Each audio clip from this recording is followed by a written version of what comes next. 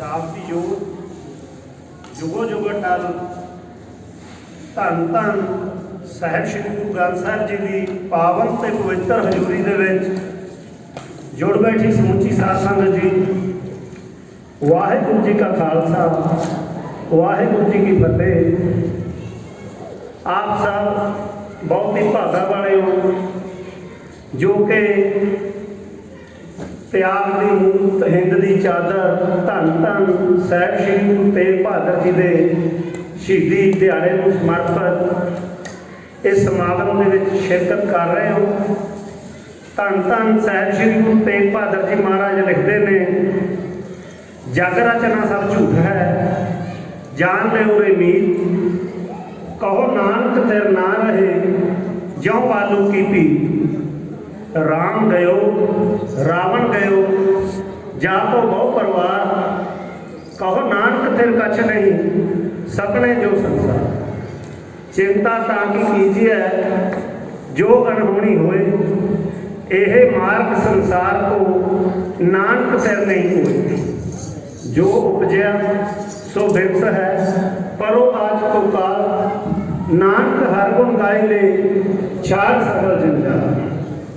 सो इस समागम के हम कुछ टाइम पहला आप जी इस गुरु घर के कीर्तनी जथे भाई साहब भाई बलजीत सिंह जी के जथे अते गुरुद्वारा साहिब नानकपुरा के कीर्तनी जथे भाई साहब भाई गुरध्यान सिंह जी के दोनों के जथे के वालों किया जा रहा आत्म रस कीर्तन को सरवण कर रहे सी। इन्होंने दोनों ही कीर्तनी जथों के उत्ते वाहिगुरू सच्चे पातशाह की बहुत बड़ी कृपा है कि इन्नी सुरीली आवाज़ के धर्म का प्रचार करते हैं तो गुरु की बाणी को अपने कन्ना के पाते हैं। सो प्रबंधकों के वालों उलीके गए अगले प्रोग्राम के अनुसार हुण आप सब जी के नाल ज्ञानी भगवान सिंह जी दमदमी टकसाल पिंडरा वाले जो कि बहुत ही उच्च कोटि के सिख धर्म के विद्वान ने, वो साहिब श्री गुरु तेग बहादुर जी के जीवन के उत्ते आप सब संगतां दे नाल विचारां करनगे ते अपने शब्दों के विच साहिब श्री गुरु ग्रंथ साहिब जी की सारी जीवन यात्रा जो कि जिन्हां दा प्रकाश 1621 ईस्वी दे विच होया सी और गुरु जी ने 1675 ईस्वी दे विच दिल्ली दे विच किस तरह शहीदी पाई, ये अपने शब्दों के विच आपां सारिआं नूं गुरु के इतिहास के नाल जोड़नगे। सो ज्ञानी भगवान सिंह जी के बारे दसां कि यह अज की डेट के विच अपने मालवे के इलाके के विच सिੱਖੀ के बूटे को होर हरा भरा करने लई गुरसिੱਖੀ के नाल जोड़न के लिए अनेकों ही बच्चों को जिन्हों की काउंटिंग नहीं हो सकती सिੱਖੀ के नाल गुरबाणी के नाल जोड़न के लिए संख्या दे के बहुत ज़्यादा गुरसिੱਖੀ की नवी पनीरी तैयार कर रहे हैं। सो ये ज्ञानी जी ਵਧਾਈਆਂ ਦੇ ਪਾਤਰ ने कि इस तरह के काम कर रहे हैं साडे इलाके दे विच ते परमात्मा की अरदास करांगे कि इन्हां दी बहुत ज़्यादा इन्हां नूं परमात्मा लंबी उम्र बख्शे।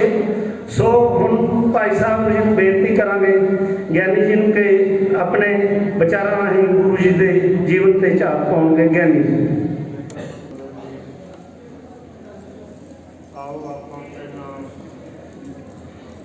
गुरु नानक साहिब महाराज जी के मंत्र के जाप के नाल जुड़िए सारी संगत की बुलंद आवाज के नाल जिस तरह दास बोलेगा 4 बार आप जी ने उसे लय के अंदर 4 बार गुरु मंत्र के जाप के नाल जुड़न की कृपालता करनी जी।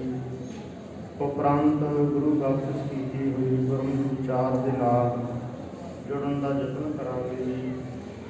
वाहिगुरु वाहिगुरु वाहिगुरु वाहिगुरु वाहिगुरु सारी संगत भाई बोलो वाहिगुरु वाहिगुरु वाहिगुरु वाहिगुरु वाहिगुरु वाहिगुरु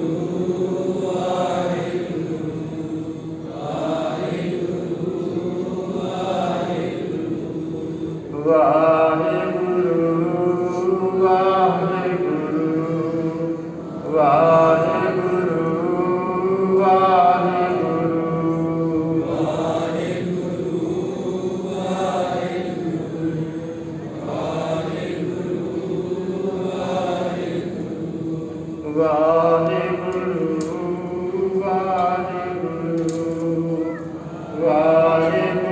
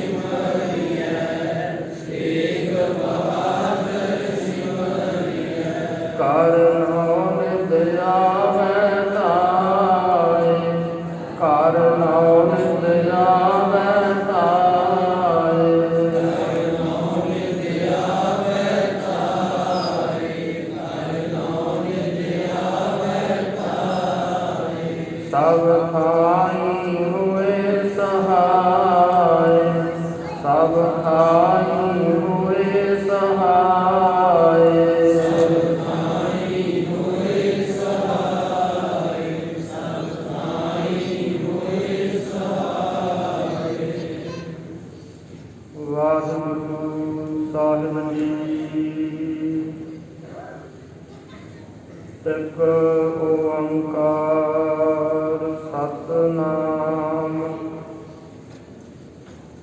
ਕਰਤਾ ਪੁਰਖ ਨਿਰਭਉ ਨਿਰਵੈਰ ਅਕਾਲ ਮੂਰਤ ਅਜੂਨੀ ਸੈਭੰ ਗੁਰ ਪ੍ਰਸਾਦ ਜਪ ਆਦ ਸੱਚ ਬਾਦ ਸੱਚ ਹੈ ਵੀ ਸੱਚ ਨਾਨਕ ਹੋਸੀ ਵੀ ਸੱਚ ਹਾਜ਼ਰ ਹੋਤ ਜਹਾਂ ਸਿਮਰੇ ਸੁਖ ਸਾਗਰ ਜਾਹਿ ਮਿਖੇ ਸੁਰ ਸਾਦਰ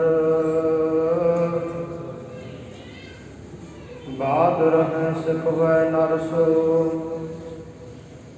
ਜਿਨ ਜਾਗਿਓ ਨਹੀਂ ਕੇਰੀ ਜਲ ਕਾਦਰ ਕਾ ਦਰ ਹੈ ਜਮ ਕੋ ਤਿਨ ਜੀਵਨ ਅੰਤ ਭਜੇ ਗੁਰੂ ਤੇਗ ਬਹਾਦਰ ਕਾ ਦਰ ਹੈ ਜਮ ਕੋ ਤਿਨ ਅੰਤਰ ਅੰਤ ਭਜੇ ਗੁਰੂ ਤੇਗ ਬਹਾਦਰ ਵਾਹਿਗੁਰੂ ਜੀ ਕਾ ਖਾਲਸਾ ਵਾਹਿਗੁਰੂ ਜੀ ਕੀ ਫਤਿਹ। परम सन्मानयोग सतगुरु महाराज साहिब जी की साथी नवाजी हुई। गुरु रूप गुरु खालसा साध संत जी। आपा सर्वत्र गुरसिख माई भाई ਅਤੇ ਅੰਦਰੀ ਭਾਗਸ਼ਾਲੀ ਹਾਂ ਜੋ ਸੰਗਰੂਰ ਸਾਹਿਬ ਵਿਖੇ ਗੁਰਦੁਆਰਾ ਮਹਿਲ ਮਾਰਗ ਦਸਾਂ ਸਤਿਗੁਰਾਂ ਦੇ ਆਤਮਿਕ ਗਿਆਨ ਸਰੂਪ ਚਾਦਰ ਛਤਰ ਤਖਤ ਦੇ ਮਾਲਕ ਰੂਹਾਨੀਅਤ ਦੇ ਮੁਜੱਸਮੇ ਸਰਬ ਜਗਤ ਦੇ ਉਧਾਰ ਕਰਤਾ जुगो जुग अटल सतगुरु श्री गुरु ग्रंथ साहिब जी की परम पवित्र रूहानी सुंदर बोध विच सुशोभित होके रात्रि के सुंदर दीवाना दियां हाजरियां भर के लाहे प्राप्त कर रहे हाँ। ये समुचा समागम महान वैराग त्याग के स्वरूप साहिब सतगुरु श्री गुरु तेग बहादुर साहब महाराज जी की शहादत को समर्पित है। सतगुरु साहिब जी ने दर कर तो विरोध आए हुए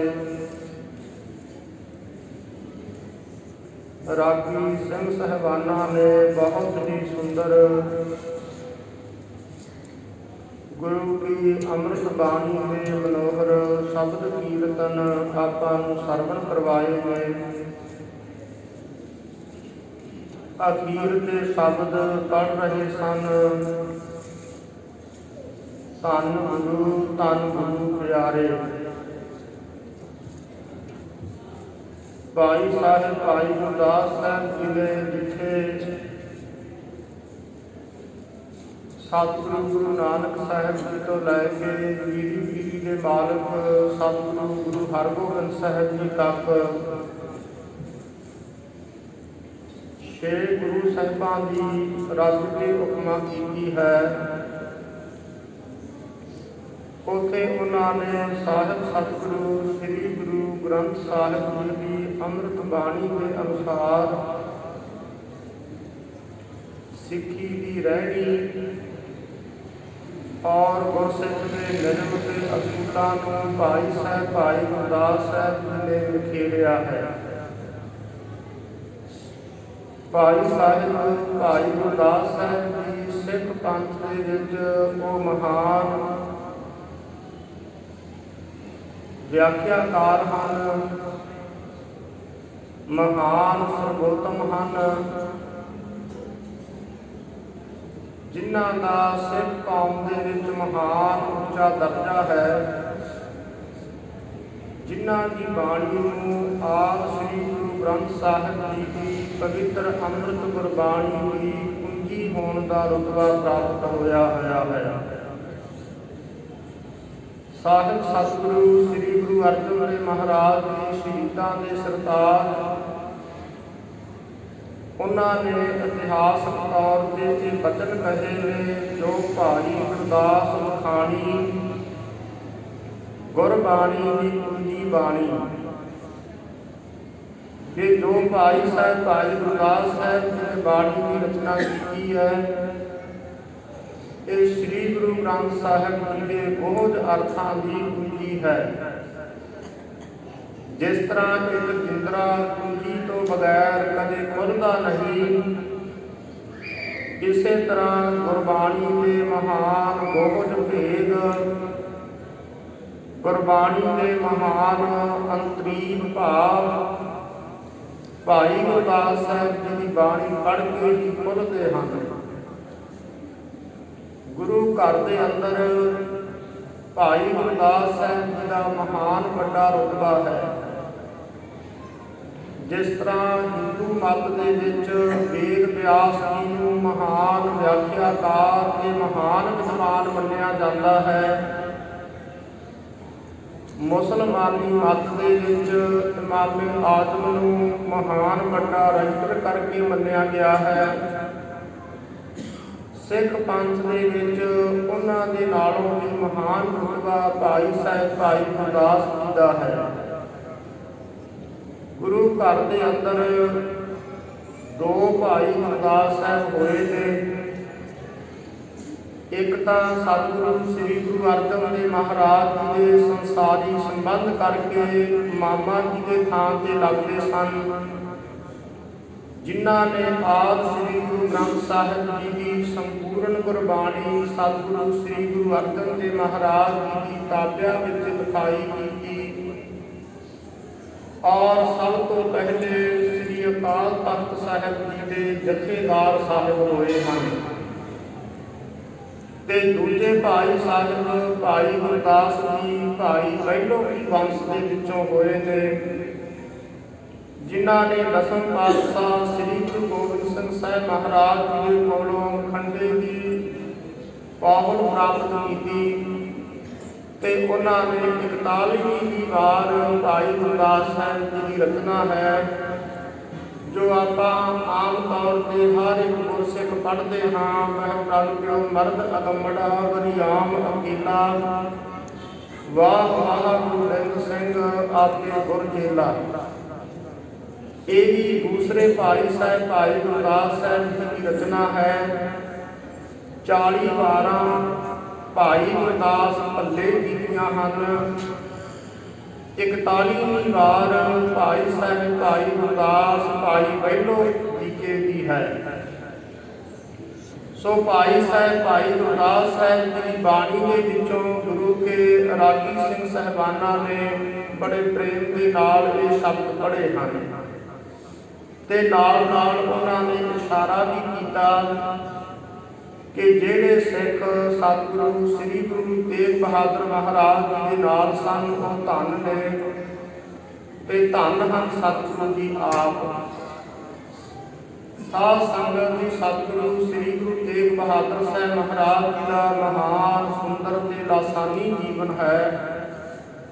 ਸਤਿਗੁਰੂ ਸ੍ਰੀ ਗੁਰੂ ਤੇਗ ਬਹਾਦਰ ਮਹਾਰਾਜ ਜੀ ਮੀਰੀ ਪੀਰੀ ਦੇ ਮਾਲਕ, ਦਲ ਭੰਜਨ ਗੁਰ ਸੂਰਮਾ, ਬੜ ਜੋਧਾ ਬਹੁ ਪਰਉਪਕਾਰੀ, ਐਸੇ ਗੁਣਾਂ ਦੇ ਮੁਜੱਸਮੇ ਸਤਿਗੁਰੂ ਸ੍ਰੀ ਗੁਰੂ ਹਰਗੋਬਿੰਦ ਸਾਹਿਬ ਜੀ ਦੇ ਸਭ ਤੋਂ ਛੋਟੇ ਸਾਹਿਬਜ਼ਾਦੇ ਹਨ।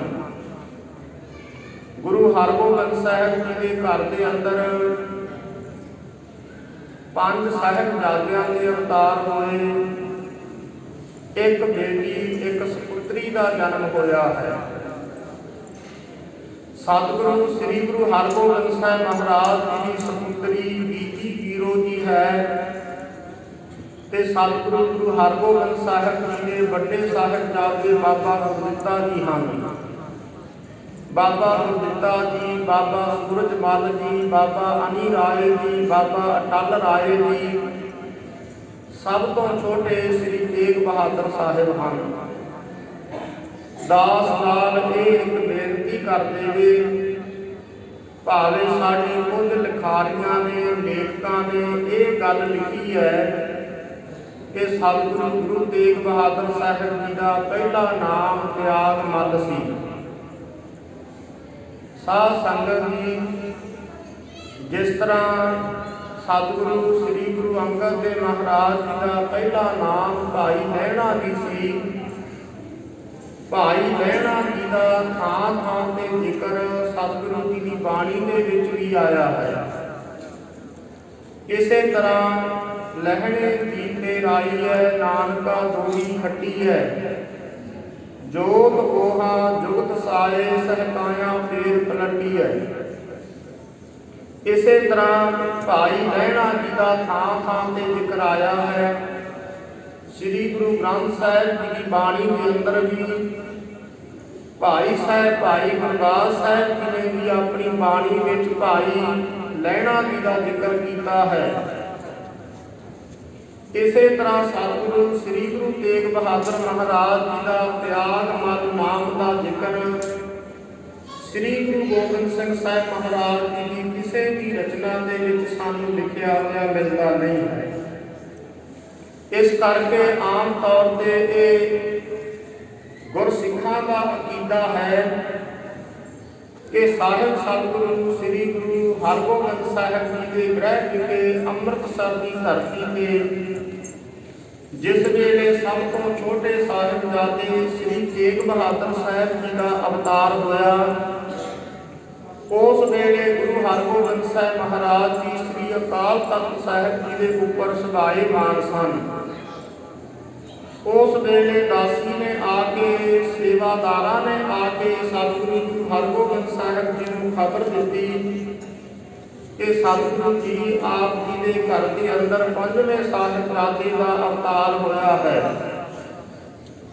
ਉਸ ਵੇਲੇ ਸਤਿਗੁਰੂ ਗੁਰੂ ਹਰਗੋਬਿੰਦ ਸਾਹਿਬ ਜੀ ਭਾਈ ਬਾਬਾ ਬਿਧੀ ਚੰਦ ਜੀ ਇਹਨਾਂ ਸੂਰਬੀਰ ਬਹਾਦਰ ਗੁਰਸਿੱਖਾਂ ਦੇ ਨਾਲ ਸਤਿਗੁਰੂ ਗੁਰੂ ਹਰਗੋਬਿੰਦ ਸਾਹਿਬ ਜੀ ਜਿੱਥੇ ਅੰਮ੍ਰਿਤਸਰ ਦੇ ਅੰਦਰ ਗੁਰੂ ਕੇ ਮਹਿਲ ਸਥਾਨ ਬਣਿਆ ਹੋਇਆ ਹੈ, ਦਾਸ ਸੰਗਤ ਜੀ ਆਪ ਜੀ ਨੂੰ ਸਿਮਰ ਬੇਨਤੀ ਕਰੇਗਾ। ਆਪਾਂ ਆਮ ਤੌਰ ਤੇ ਜਦੋਂ ਵੀ ਸੱਚਖੰਡ ਸ੍ਰੀ ਦਰਬਾਰ ਸਾਹਿਬ, ਸ੍ਰੀ ਹਰਿਮੰਦਰ ਸਾਹਿਬ, ਅੰਮ੍ਰਿਤਸਰ ਸਾਹਿਬ ਦਰਸ਼ਨ ਕਰਨ ਜਾਂਦੇ ਹਾਂ, ਆਮ ਤੌਰ ਤੇ ਆਪਾਂ ਸੱਚਖੰਡ ਹਰਿਮੰਦਰ ਸਾਹਿਬ, ਸ੍ਰੀ ਅਕਾਲ ਤਖਤ ਸਾਹਿਬ ਤੇ ਇਤਿਹਾਸਕ ਕੁਝ ਅਸਥਾਨਾਂ ਦੇ ਦਰਸ਼ਨ ਕਰਕੇ ਵਾਪਸ ਪਰਤ ਆਉਂਦੇ ਹਾਂ। ਸਾਧ ਸੰਗਤ ਜੀ ਅੰਮ੍ਰਿਤਸਰ ਸਾਹਿਬ ਦੇ ਵਿੱਚ ਹੀ ਸਤਿਗੁਰੂ ਮਹਾਰਾਜ ਜੀ ਦੇ ਗੁਰੂ ਕੇ ਮਹਿਲ ਅਸਥਾਨ ਹੈ, ਜਿੱਥੇ ਕਦੇ ਸਤਿਗੁਰੂ ਗੁਰੂ ਹਰਗੋਬਿੰਦ ਸਾਹਿਬ ਜੀ ਦੇ ਆਪਣੇ ਨਿੱਜੀ ਘਰ ਮਕਾਨ ਬਣਾਏ ਹੋਏ ਸਨ, ਜਿੱਥੇ ਸਤਿਗੁਰੂ ਜੀ ਦਾ ਸਮੁੱਚਾ ਪਰਿਵਾਰ ਰਿਹਾ ਕਰਦਾ ਸੀ। ਜਦੋਂ ਵੀ ਆਪਾਂ ਜਾਓ, ਮਨ ਦੇ ਅੰਦਰ ਐਸਾ ਭਾਵਨਾ, ਐਸਾ ਪਿਆਰ ਬਣਾ ਕੇ ਜਾਓ ਕਿ ਮੈਂ ਆਪਣੇ ਸਤਿਗੁਰੂ ਜੀ ਦੇ ਘਰ ਦੇ ਅੰਦਰ, ਮੈਂ ਆਪਣੇ ਘਰ ਦੇ ਅੰਦਰ ਆ ਜਾ ਰਿਹਾ ਹਾਂ। ਉੱਥੇ ਕੁਝ ਸਮਾਂ ਬੈਠ ਕੇ ਗੁਰਮੰਤਰ ਦਾ ਜਾਪ ਕਰੀਏ, ਮਨ ਦੇ ਅੰਦਰ ਇਹ ਭਾਵਨਾ ਬਣਾਈਏ ਕਿ ਅਸੀਂ ਆਪਣੇ ਸਤਿਗੁਰੂ ਸੱਚੇ ਪਾਤਸ਼ਾਹ ਜੀ ਦੇ ਆਪਣੇ ਘਰ ਦੇ ਵਿੱਚ ਆਏ ਹਾਂ। ਇਸ ਕਰਕੇ ਉੱਥੇ ਸਤਿਗੁਰੂ ਮਹਾਰਾਜ ਜੀ ਦਾ ਅਸਥਾਨ ਬਣਿਆ ਹੋਇਆ ਹੈ, ਗੁਰੂ ਕੇ ਮਹਿਲ ਅਸਥਾਨ ਗੁਰਦੁਆਰਾ ਸਾਹਿਬ ਹੈ। ਉਸ ਵੇਲੇ ਸਤਿਗੁਰੂ ਗੁਰੂ ਹਰਗੋਬਿੰਦ ਸਾਹਿਬ ਮਹਾਰਾਜ ਜੀ ਘਰ ਦੇ ਅੰਦਰ ਆਏ ਤੇ ਸਾਹਿਬਜ਼ਾਦੇ ਦੇ ਵੱਲ ਵੇਖ ਕੇ ਸਤਿਗੁਰੂ ਜੀ ਕੁਝ ਕੁ ਮੁਸਕਰਾਏ ਹਨ। ਬਾਬਾ ਬਿਧੀ ਚੰਦ ਜੀ ਨੇ ਪੁੱਛਿਆ, ਸਤਿਗੁਰੂ ਜੀ ਆਪ ਜੀ ਦੇ ਹੱਸਣ ਦਾ ਕਾਰਨ ਕੀ ਹੈ? ਤਾਂ ਸਤਿਗੁਰੂ ਗੁਰੂ ਹਰਗੋਬਿੰਦ ਸਾਹਿਬ ਮਹਾਬਲੀ ਸਤਿਗੁਰੂ ਜੀ ਨੇ ਬਚਨ ਕਹੇ ਸਨ, ਕਹਿਣ ਲੱਗੇ ਜਿਹੜੇ ਸਾਹਿਬਜ਼ਾਦੇ ਦਾ ਅਵਤਾਰ ਹੋਇਆ, ਕਹਿੰਦੇ ਇਹ ਮਹਾਨ ਤਿਆਗ ਦੇ ਸਰੂਪ ਹੋਣਗੇ, ਇਹਨਾਂ ਦੇ ਅੱਗੇ ਘਰ ਦੇ ਵਿੱਚ ਇੱਕ ਮਹਾਬਲੀ ਪੁੱਤਰ ਦਾ ਜਨਮ ਹੋਏਗਾ। ਉਹ ਖਿਆਲ ਸੀ, ਧੰਨ ਗੁਰੂ ਗੋਬਿੰਦ ਸਿੰਘ ਸਾਹਿਬ ਮਹਾਰਾਜ ਜੀ ਦੇ ਵੱਲ ਇਸ਼ਾਰਾ ਕੀਤਾ ਸੀ। ਕੁਝ ਦਿਨਾਂ ਬਾਅਦ ਸਤਿਗੁਰੂ ਮਹਾਰਾਜ ਜੀ ਅਕਾਲ ਤਖਤ ਸਾਹਿਬ ਤੇ ਦੀਵਾਨ ਸਜਾ ਕੇ ਬੈਠੇ, ਸਤਿਗੁਰੂ ਜੀ ਦਾ ਪਰਿਵਾਰ ਚੱਲ ਕੇ ਆਇਆ, ਕਹਿਣ ਲੱਗੇ ਜੀ ਸਾਹਿਬਜ਼ਾਦੇ ਦਾ ਨਾਮ ਰੱਖੋ। ਗੁਰੂ ਹਰਗੋਬਿੰਦ ਸਾਹਿਬ ਮਹਾਰਾਜ ਜੀ ਨੇ ਆਪਣੀ ਗੋਦ ਦੇ ਵਿੱਚ ਸਾਹਿਬਜ਼ਾਦੇ ਨੂੰ ਜਿਸ ਵੇਲੇ ਲਿਆ ਤੇ ਹਜ਼ੂਰ ਨੇ 2 ਸ੍ਰੀ ਸਾਹਿਬਾਂ ਪਹਿਨੀਆਂ ਸਨ, ਇੱਕ ਮੀਰੀ ਦੀ, ਇੱਕ ਪੀਰੀ ਦੀ। ਤੇ ਉਸ ਵੇਲੇ ਜਿਹੜੀ ਪੀਰੀ ਦੀ ਇਹ ਸ੍ਰੀ ਸਾਹਿਬ ਪਹਿਨੀ ਹੋਈ ਸੀ, ਉਸ ਦੇ ਮੁੱਠੇ ਨੂੰ ਸਾਹਿਬਜ਼ਾਦੇ ਨੇ ਹੱਥ ਦੇ ਨਾਲ ਚੰਗੀ ਤਰ੍ਹਾਂ ਪਕੜ ਲਿਆ ਤੇ ਗੁਰੂ ਹਰਗੋਬਿੰਦ ਸਾਹਿਬ ਮਹਾਰਾਜ ਜੀ ਕੁਝ ਕੁ ਹੱਸ ਕੇ ਕਹਿਣ ਲੱਗੇ, ਸਾਹਿਬਜ਼ਾਦੇ ਨੇ ਇਸ ਨੇ ਆਪਣਾ ਨਾਮ ਆਪੇ ਹੀ ਰੱਖ ਲਿਆ ਹੈ, ਇਹ ਤੇਗ ਦੀ ਬਹਾਦਰੀ ਕਰਨਗੇ, ਇਹਨਾਂ ਦਾ ਨਾਮ ਤੇਗ ਬਹਾਦਰ ਰੱਖਿਆ ਜਾਏ। ਉਸ ਵੇਲੇ ਸਾਧ ਸੰਗਤ ਜੀ ਸਤਿਗੁਰੂ ਸ੍ਰੀ ਗੁਰੂ ਤੇਗ ਬਹਾਦਰ ਮਹਾਰਾਜ ਜੀ ਦਾ ਨਾਮ ਗੁਰੂ ਹਰਗੋਬਿੰਦ ਸਾਹਿਬ ਜੀ ਨੇ ਆਪ ਤੇਗ ਬਹਾਦਰ ਰੱਖਿਆ। ਜਿਸ ਵੇਲੇ ਸਤਿਗੁਰੂ ਸ੍ਰੀ ਗੁਰੂ ਤੇਗ ਬਹਾਦਰ ਮਹਾਰਾਜ ਜੀ ਆਪ ਛੋਟੀ ਅਵਸਥਾ ਦੇ ਅੰਦਰ ਵਿਚਰਦੇ ਸਨ, ਤਾਂ ਉਸ ਵੇਲੇ ਸਾਹਿਬਜ਼ਾਦੇ ਤੇਗ ਬਹਾਦਰ ਸਾਹਿਬ ਜੀ ਦਾ ਸੁਭਾਅ ਬੜਾ ਸ਼ਾਂਤ ਕਿਸੇ ਦੇ ਨਾਲ ਕੋਈ ਵੱਧ ਬਚਨ ਨਹੀਂ ਸਨ ਕਰਿਆ ਕਰਦੇ, ਕੋਈ ਬਹੁਤਾ ਕਿਸੇ ਨਾਲ ਬੋਲਦੇ ਨਹੀਂ ਸਨ, ਕਿਸੇ ਬੱਚਿਆਂ ਦੇ ਨਾਲ ਕੋਈ ਬਹੁਤਾ ਜ਼ਿਆਦਾ ਕੋਈ ਹੱਸਣਾ ਖੇਡਣਾ ਨਹੀਂ ਸਨ ਕਰਿਆ ਕਰਦੇ। ਆਪ ਜੀ ਦੇ ਅੰਦਰ ਐਸੀ ਤਿਆਗ ਦੀ ਪਹਿਲਾਂ ਤੋਂ ਲੈ ਕੇ ਭਾਵਨਾ ਸੀ। ਜਿਸ ਵੇਲੇ ਬਾਬਾ ਗੁਰਦਿੱਤਾ ਜੀ ਦੇ ਵਿਵਾਹ ਦਾ ਸਮਾਂ ਆਇਆ ਤਾਂ ਉਸ ਵੇਲੇ ਮਾਤਾ ਜੀ ਨੇ ਸ੍ਰੀ ਤੇਗ ਬਹਾਦਰ ਸਾਹਿਬ ਜੀ ਨੂੰ ਇੱਕ ਬਹੁਤ ਸੋਹਣੀ ਸੁੰਦਰ ਪੁਸ਼ਾਕ ਬਣਾ ਕੇ ਦਿੱਤੀ। ਕਿਉਂਕਿ ਆਪਾਂ ਆਮ ਤੌਰ ਤੇ ਜਦੋਂ ਕੋਈ ਵਿਆਹ ਆਦਿਕਾਂ ਦੇ ਖੁਸ਼ੀਆਂ ਦੇ ਕਾਰਜ ਨੇ ਲੋਕ ਕੱਪੜੇ ਸਮਾਉਂਦੇ ਐ, ਚੰਗੇ ਸੋਹਣੇ ਕੱਪੜੇ ਉਹ ਪਾ ਕਰਕੇ ਜਾਂਦੇ ਹਨ। ਜਿਸ ਵੇਲੇ ਸਾਹਿਬਜ਼ਾਦੇ ਨੂੰ ਬੜੀ ਸੋਹਣੀ ਸੁੰਦਰ ਪੁਸ਼ਾਕ ਮਾਤਾ ਜੀ ਨੇ ਸਵਾ ਕੇ ਦਿੱਤੀ, ਸਾਹਿਬਜ਼ਾਦੇ ਪੁਸ਼ਾਕ ਪਹਿਨ ਕੇ ਗਲੀ ਦੇ ਵਿੱਚ ਬਾਹਰ ਨਿਕਲੇ ਤਾਂ ਇੱਕ ਕੀ ਦੇਖਿਆ, ਇੱਕ ਕੀ ਬਹੁਤ ਗਰੀਬ ਮੰਗਤਾ, ਜਿਸ ਦੇ ਤਨ ਦੇ ਉੱਪਰ ਕੱਪੜੇ ਨਹੀਂ ਸਨ। ਸਰਦੀਆਂ ਦਾ ਸਮਾਂ ਆ ਰਿਹਾ ਸੀ। ਸਾਹਿਬਜ਼ਾਦੇ ਤੇਗ ਬਹਾਦਰ ਸਾਹਿਬ ਜੀ ਨੇ ਆਪਣੇ ਗਲ ਦੀ ਪੁਸ਼ਾਕ ਲਾ ਕੇ ਉਸ ਇੱਕ ਭਿਖਾਰੀ ਦੇ ਗਲ ਦੇ ਵਿੱਚ ਪਾ ਦਿੱਤੀ ਤੇ ਮਾਤਾ ਜੀ ਨੇ ਉਸ ਵੇਲੇ ਪੁੱਛਿਆ, ਪੁੱਤਰ ਤੂੰ ਪੁਸ਼ਾਕ ਪਹਿਨੀ ਫਿਰਦਾ ਸੀ, ਕਿੱਥੇ ਲਾ ਦਿੱਤੀ? ਕਹਿਣ ਲੱਗੇ, ਮਾਤਾ ਜੀ ਬਾਹਰ ਇੱਕ ਗਰੀਬ ਸੀ, ਇੱਕ ਮੰਗਤਾ ਭਿਖਾਰੀ ਸੀ, ਉਹਦੇ ਤਨ ਤੇ ਕੱਪੜੇ ਨਹੀਂ ਸਨ, ਉਹਦਾ ਬੱਚਾ ਮੇਰੀ ਉਮਰ ਦਾ ਸੀ, ਮੈਂ ਆਪਣੇ ਤਨ ਤੋਂ ਲਾ ਕੇ ਉਹਦੇ ਬੱਚੇ ਨੂੰ ਦੇ ਦਿੱਤੇ ਹੈ। ਤੇ ਉਸ ਵੇਲੇ ਐਸੀ ਤਿਆਗ ਵਰਤੀ ਸਾਹਿਬਜ਼ਾਦੇ ਸ੍ਰੀ ਤੇਗ ਬਹਾਦਰ ਸਾਹਿਬ ਜੀ ਦੀ ਪਹਿਲਾਂ ਤੋਂ ਹੈ।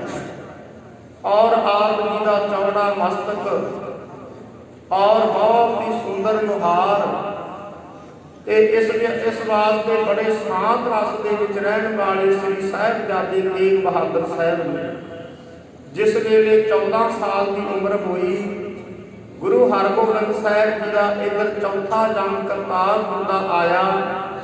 ਉਸ ਵੇਲੇ ਪੈਂਦੇ ਖਾਨ ਗੁਰੂ ਹਰਗੋਬਿੰਦ ਸਾਹਿਬ ਜੀ ਦੇ ਉੱਪਰ ਨਮਕ ਹਰਾਮੀ ਬਣ ਕੇ ਆਇਆ ਤੇ ਉਸ ਵੇਲੇ 72,000 ਫੌਜ ਚੜਾ ਕੇ ਗੁਰੂ ਹਰਗੋਬਿੰਦ ਸਾਹਿਬ ਜੀ ਦੇ ਪੈਂਦੇ ਖਾਨ ਲੈ ਕੇ ਆਇਆ ਸੀ।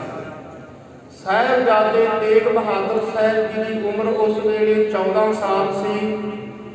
ਉਸ ਵੇਲੇ ਸ੍ਰੀ ਤੇਗ ਬਹਾਦਰ ਸਾਹਿਬ ਜੀ ਨੇ ਆਪਣੇ ਹੱਥ ਦੇ ਵਿੱਚ ਸ੍ਰੀ ਸਾਹਿਬ ਪਕੜ ਕੇ ਇਹ ਚੌਥੇ ਜੰਗ ਦੇ ਵਿੱਚ ਸ਼ਮੂਲੀਅਤ ਕੀਤੀ ਹੈ। ਚੌਥੇ ਜੰਗ ਦੇ ਅੰਦਰ ਜੋ ਕਰਤਾਰਪੁਰ ਦਾ ਇਲਾਕਾ ਸੀ, ਉਸ ਦੇ ਇਰਦ ਗਿਰਦ ਆਸੇ ਪਾਸੇ ਸ਼ਸਤਰਧਾਰੀ ਹੋ ਕੇ ਸ੍ਰੀ ਤੇਗ ਬਹਾਦਰ ਸਾਹਿਬ ਜੀ ਘੋੜੇ ਤੇ ਸਵਾਰ ਹੋ ਕੇ ਉਸ ਵੇਲੇ ਪਹਿਰਾ ਦੇ ਕੇ ਹਜ਼ੂਰ ਨੇ ਰੱਖਿਆ ਕੀਤੀ। ਇਸ ਤਰ੍ਹਾਂ ਸਾਧ ਸੰਗਤ ਦੀ ਸਮਾਂ ਗੁਜ਼ਰਦਾ ਗਿਆ। ਸਮੇਂ ਦੇ ਨਾਲ ਗੁਰੂ ਹਰਗੋਬਿੰਦ ਸਾਹਿਬ ਜੀ ਨੇ ਗੁਰਤਾ ਗੱਦੀ ਆਪਣੇ ਪੋਤਰੇ ਸ੍ਰੀ ਹਰਿਰਾਏ ਸਾਹਿਬ ਮਹਾਰਾਜ ਜੀ ਨੂੰ ਬਖਸ਼ਿਸ਼ ਕੀਤੀ ਤਾਂ ਉਸ ਵੇਲੇ ਮਾਤਾ ਜੀ ਦੇ ਮਨ ਦੇ ਵਿੱਚ ਫੁਰਨਾ ਆਇਆ ਕਿ ਇਹ ਤੇਗ ਬਹਾਦਰ ਸਾਹਿਬ ਕਿਸੇ ਨਾਲ ਬਹੁਤੀ ਗੱਲਬਾਤ ਨਹੀਂ ਕਰਦੇ, ਆਉਣ ਵਾਲਾ ਸਮਾਂ ਇਹ ਸਾਹਿਬਜ਼ਾਦੇ ਦਾ ਕੈਸਾ ਹੋਏਗਾ। ਤਾਂ ਸਤਿਗੁਰੂ ਗੁਰੂ ਹਰਗੋਬਿੰਦ ਸਾਹਿਬ ਜੀ ਭੋਜਨ ਛਕ ਕੇ ਹਟੇ ਸਨ, ਆਪਣਾ ਇੱਕ ਰੁਮਾਲ ਮਾਤਾ ਨੂੰ ਦਿੱਤਾ ਸੀ ਤੇ ਨਾਲ ਬਚਨ ਕੀਤੇ ਸੀ ਆਉਣ ਵਾਲੇ ਸਮੇਂ ਦੇ ਅੰਦਰ ਉਹ ਮਹਾਨ ਗੁਰੂ ਬਣਨਗੇ। ਇਹ ਗੁਰੂ ਹਰਗੋਬਿੰਦ ਸਾਹਿਬ ਮਹਾਰਾਜ ਜੀ ਨੇ ਬਚਨ ਪਹਿਲੇ ਕਹੇ ਸਨ। ਸਾਧ ਸੰਗਤ ਦੀ ਸਮਾਂ ਲੰਘਦਾ ਗਿਆ। ਗੁਰਤਾ ਗੱਦੀ ਦੇ ਮਾਲਕ ਸਤਿਗੁਰੂ ਸ੍ਰੀ ਗੁਰੂ ਹਰਕ੍ਰਿਸ਼ਨ ਸਾਹਿਬ ਮਹਾਰਾਜ ਜੀ ਹੋਏ।